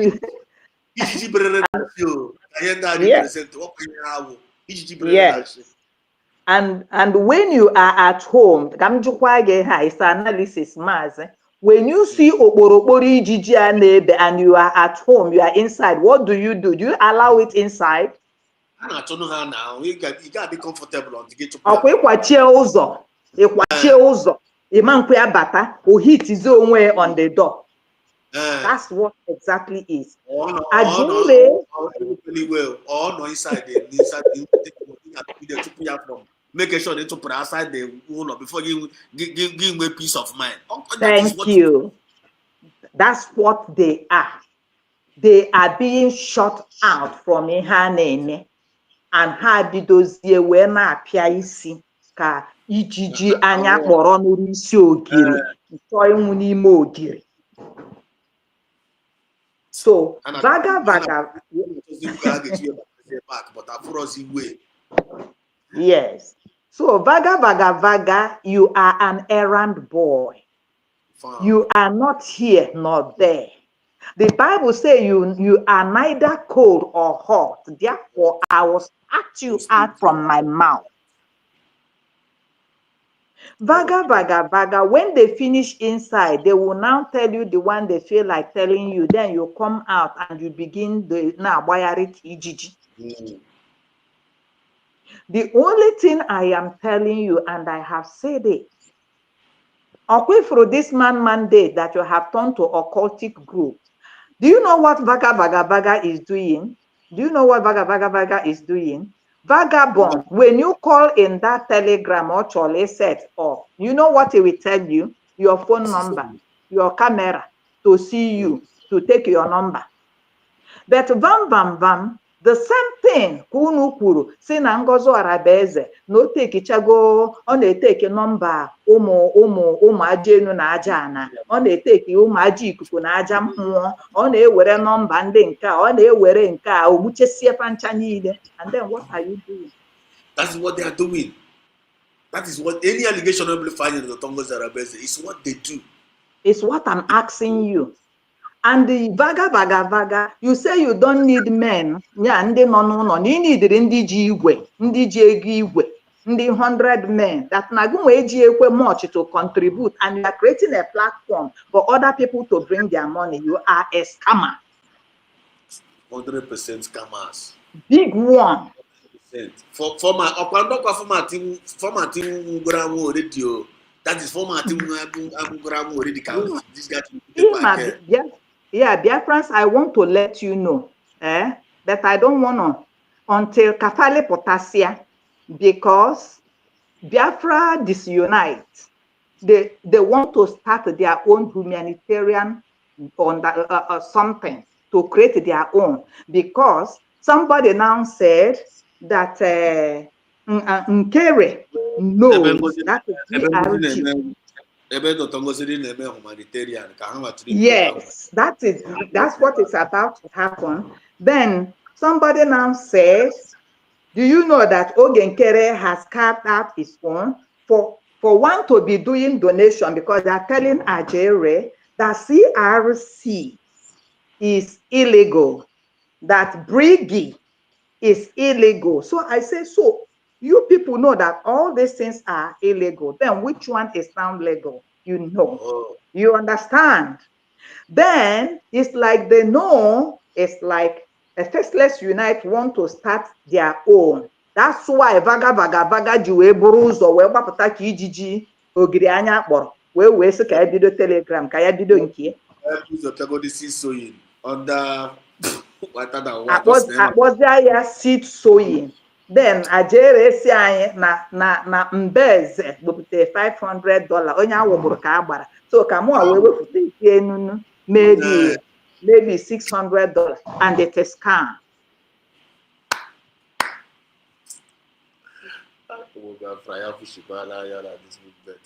And as God may have it, they wanted to scam somebody of 10,000. The God of that lady saved Woya.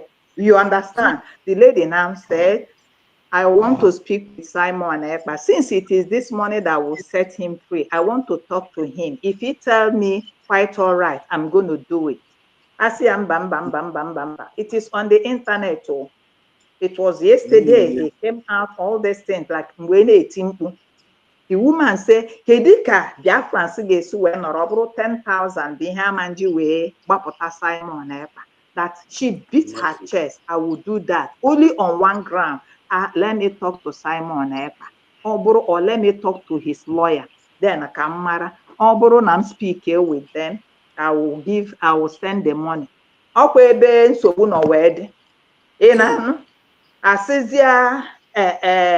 In case they said you can't call Mazi, but Mazi can call you. That if Mazi call you, don't tell Mazi about the money, so that Naga Hewe implicate. Nama implicate. Oh, so this people Neklemuna and Hana Samanepana, and what can they claim? That is it. And the innocent lady say, if Biafran, he had it at 10,000, I can Biafran say when he key wepute. Am I mean I know? Or that is what is 10,000. Or I can hear when he key wepute. That's na yama. Obro no if I gain kamaze pota. But the prophet that was talking to us, Prophet Mbeze, na prophet, yeah, he didn't say, this is a solution. He go ask they need in Finland. He said it as a prophecy. Why will Biafrans every time on a prophecy? Prophecy. It's not the woman's no under was not gonna cost na game.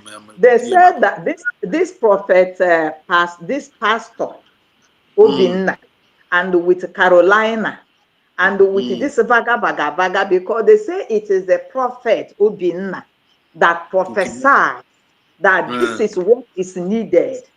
ka Maazị Simon Ekpa dị free na ndị Finland ndị dere 10,000 because na o ji ụgwọ tax.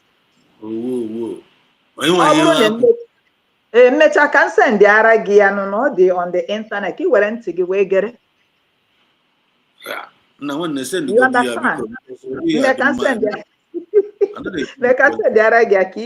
It is just God that made them open. When Simon Ekpa voice message Carolina was sending to Simon Ekpa, there was never a time Simon Ekpa mentioned the name of the pastor. It was them that brought out the name of the pastor Obinna. You understand me? Then vaga where there's no donation. Maybe Obinna ndị CRC afụgo na ego ada apụta ha si pastor Obinna ngwa wee pụta ka etinye gị n'iru. You see what is happening? So Biafrans, do not listen to the rower because Maazị Simon Ekpa kwuru ya a na-eti mkpu a na-erowa. You put fear in people all the time as if agha na-ada anya aka adawebekwe mgbe ahụ ebe niile dị calm.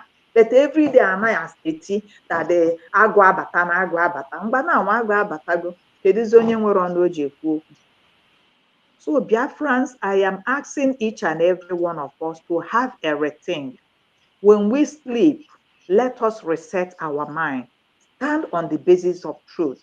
Don't allow anybody to mislead you. Anyị anaghị agbawo anyị anaghị anụ. Ihe a na-eme bụ ka achị asị anya. Mana when the scale fall out from some of your eyes, they feel you are fighting this struggle, I think the better for you so that we can do this and do it alone. Now, the BNL ndị nọ na Nigeria na mgbe a na-ekwu bute ụzọ asị na Ngozi na ọ bụ ajọ mmadụ na Ngozi bute ụzọ achọghị ịwọ while ndị take go amnesty since wee rapụ ụgbọ take amnesty hapụzie anyị in a precarious way. Ekwuru m ya elia na-asị na ọkwa amnesty ka ndị ana amnesty ka ha were without our knowing and Ngozi Orabueze God help ya for what happened ahead wee bido mewe ife ndị o mewere.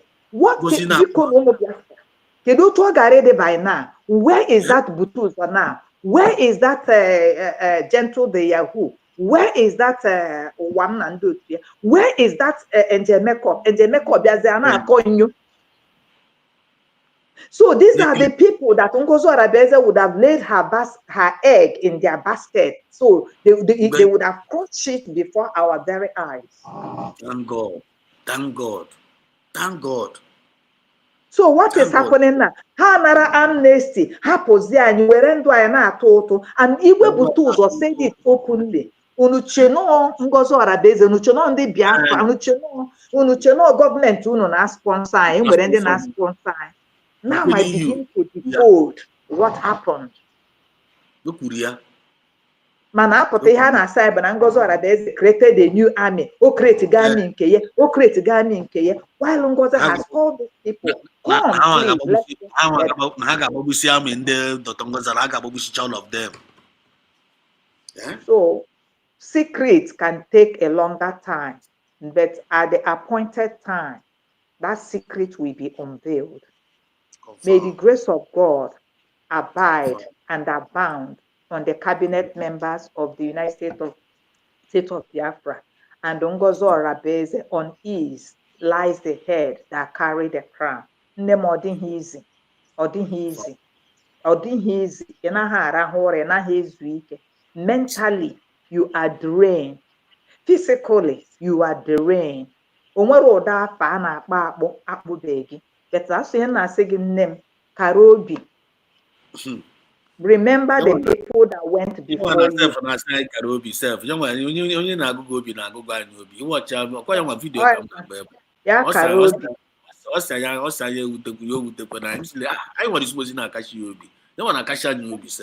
Yeah, otu akọọdị nke o ji wee bụkwara onye ọbụbụ leader, but a leader will be crying inside, you will not know. So our prayers is just we are rending our voice to heaven, and we are asking God to have mercy upon us.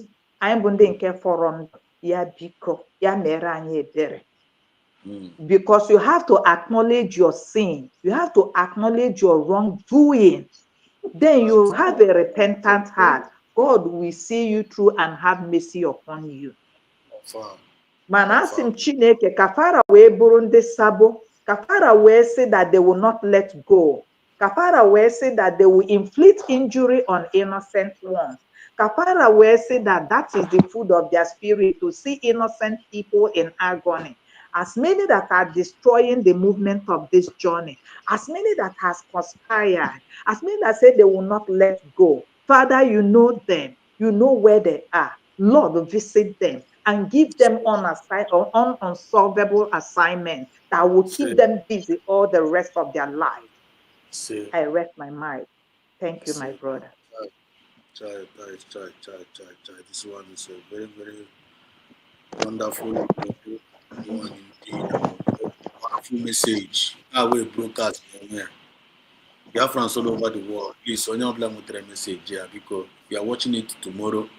Please make sure you start from the beginning. And this particular session, please, I'm a modest now. Only a modest this particular place you could go and a message guy did they need to dispose normally get especially, but I believe Biafran split will do his job. Okay, on here. So because no more Biafra, on your with this message because get the message if you not Ngozi 191 Ngozi and pure message. Pure message from the throne of grace. From the throne of grace. Pure message from the throne of grace. Because information is power. You are not going to come here and deceive any one of you. Because I want to know why I can deceive you. So thank you so much, River Goddess, for your wonderful contribution. Thank you so much for always dropping by. Thank you, my brother, for giving me the privilege and the opportunity to talk to my fellow brethren. The spirit moves. Like I can say, we don't know the move of the spirit because the spirit moves like wind. Anywhere that's what he wants us or where he wants us to be. And the word of God is life. God has spoken life unto us. As many that are weary, never you be weary again. We have crossed the Rubicon, and God is there for us. Okay? Onye ọbụla obi ya na-ada mba, obi anyị adazi na mba. Ọ bụkwara ma ọ bụ a promise Chineke nyere anyị, ihe a bụ a promise. Nothing good comes easy. This I know. Keep right on searching till I find. Nothing good comes easy. This I know. We will get there. And we will raise our flag. And we will raise our banner. Biko ụmụnne m onye ike gwụrụ, kpọnite nwanne gị. Hold your brother, your sister by the hands. In the war, when a soldier falls down, the other soldier now around, or can Olondo pick here up, and the race continues. Unless the soldier does eba. But even in the front of war, a captain da, a leader da, and a buya na abakwa de also, and happen a captain on a battlefield. I love you all. Thank you. Thank you so much. Thank you so much. Thank you so much. To go back, man.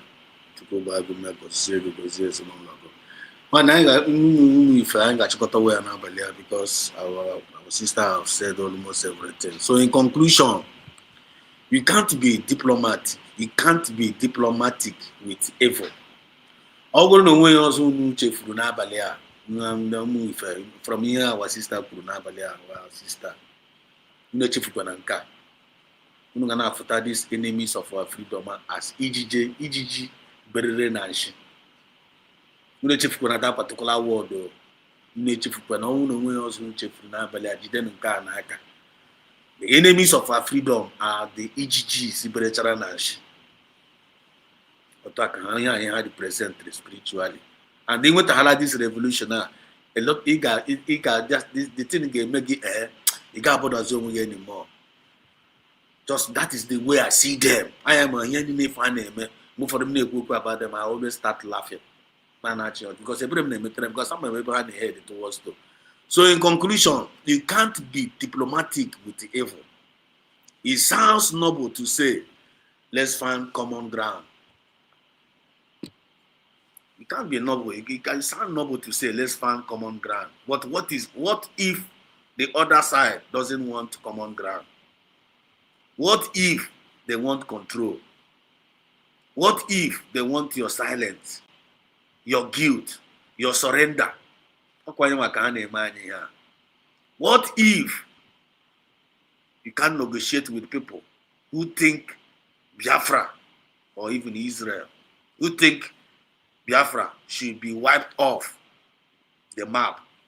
You can't compromise with people who want the 10 commandments banned from classroom, but drag queens welcome in.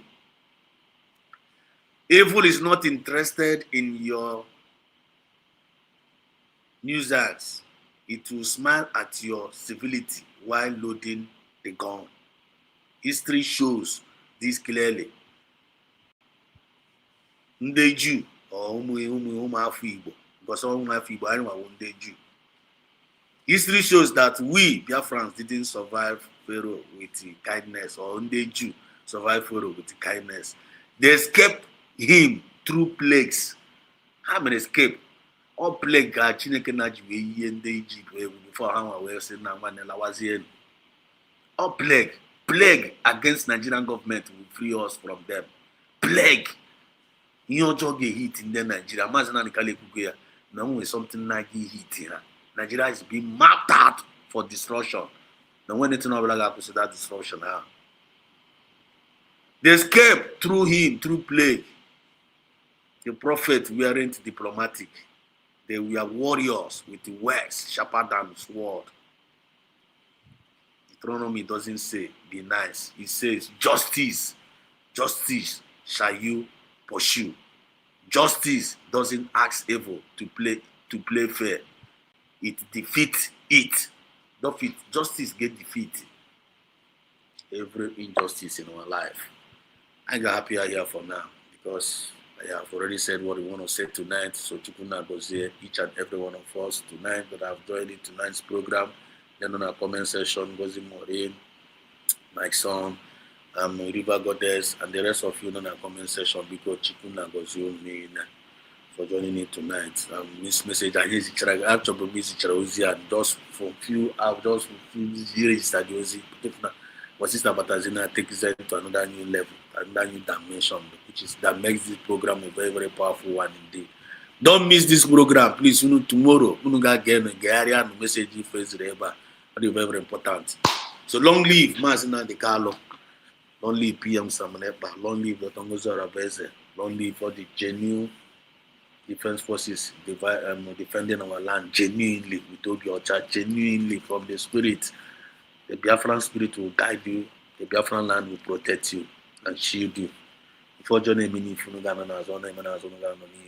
long live all the whole medias there, genuine medias, independent and independent medias that are doing the needful, defending this government and doing the rightful thing, stating every point very, very clear, being fair. Ambassadors of peace, fairness, equity, and justice. Long live you all. Long live all the genuine Biafrans all over the world. I love you all. I say, this is Biafran Exodus TV. Always bringing you the message of redemption and liberation to the hearts and the minds of our people. So from me, from here, it is good morning. There will. River Goddess, good night from here, from my side. Tomorrow is another day.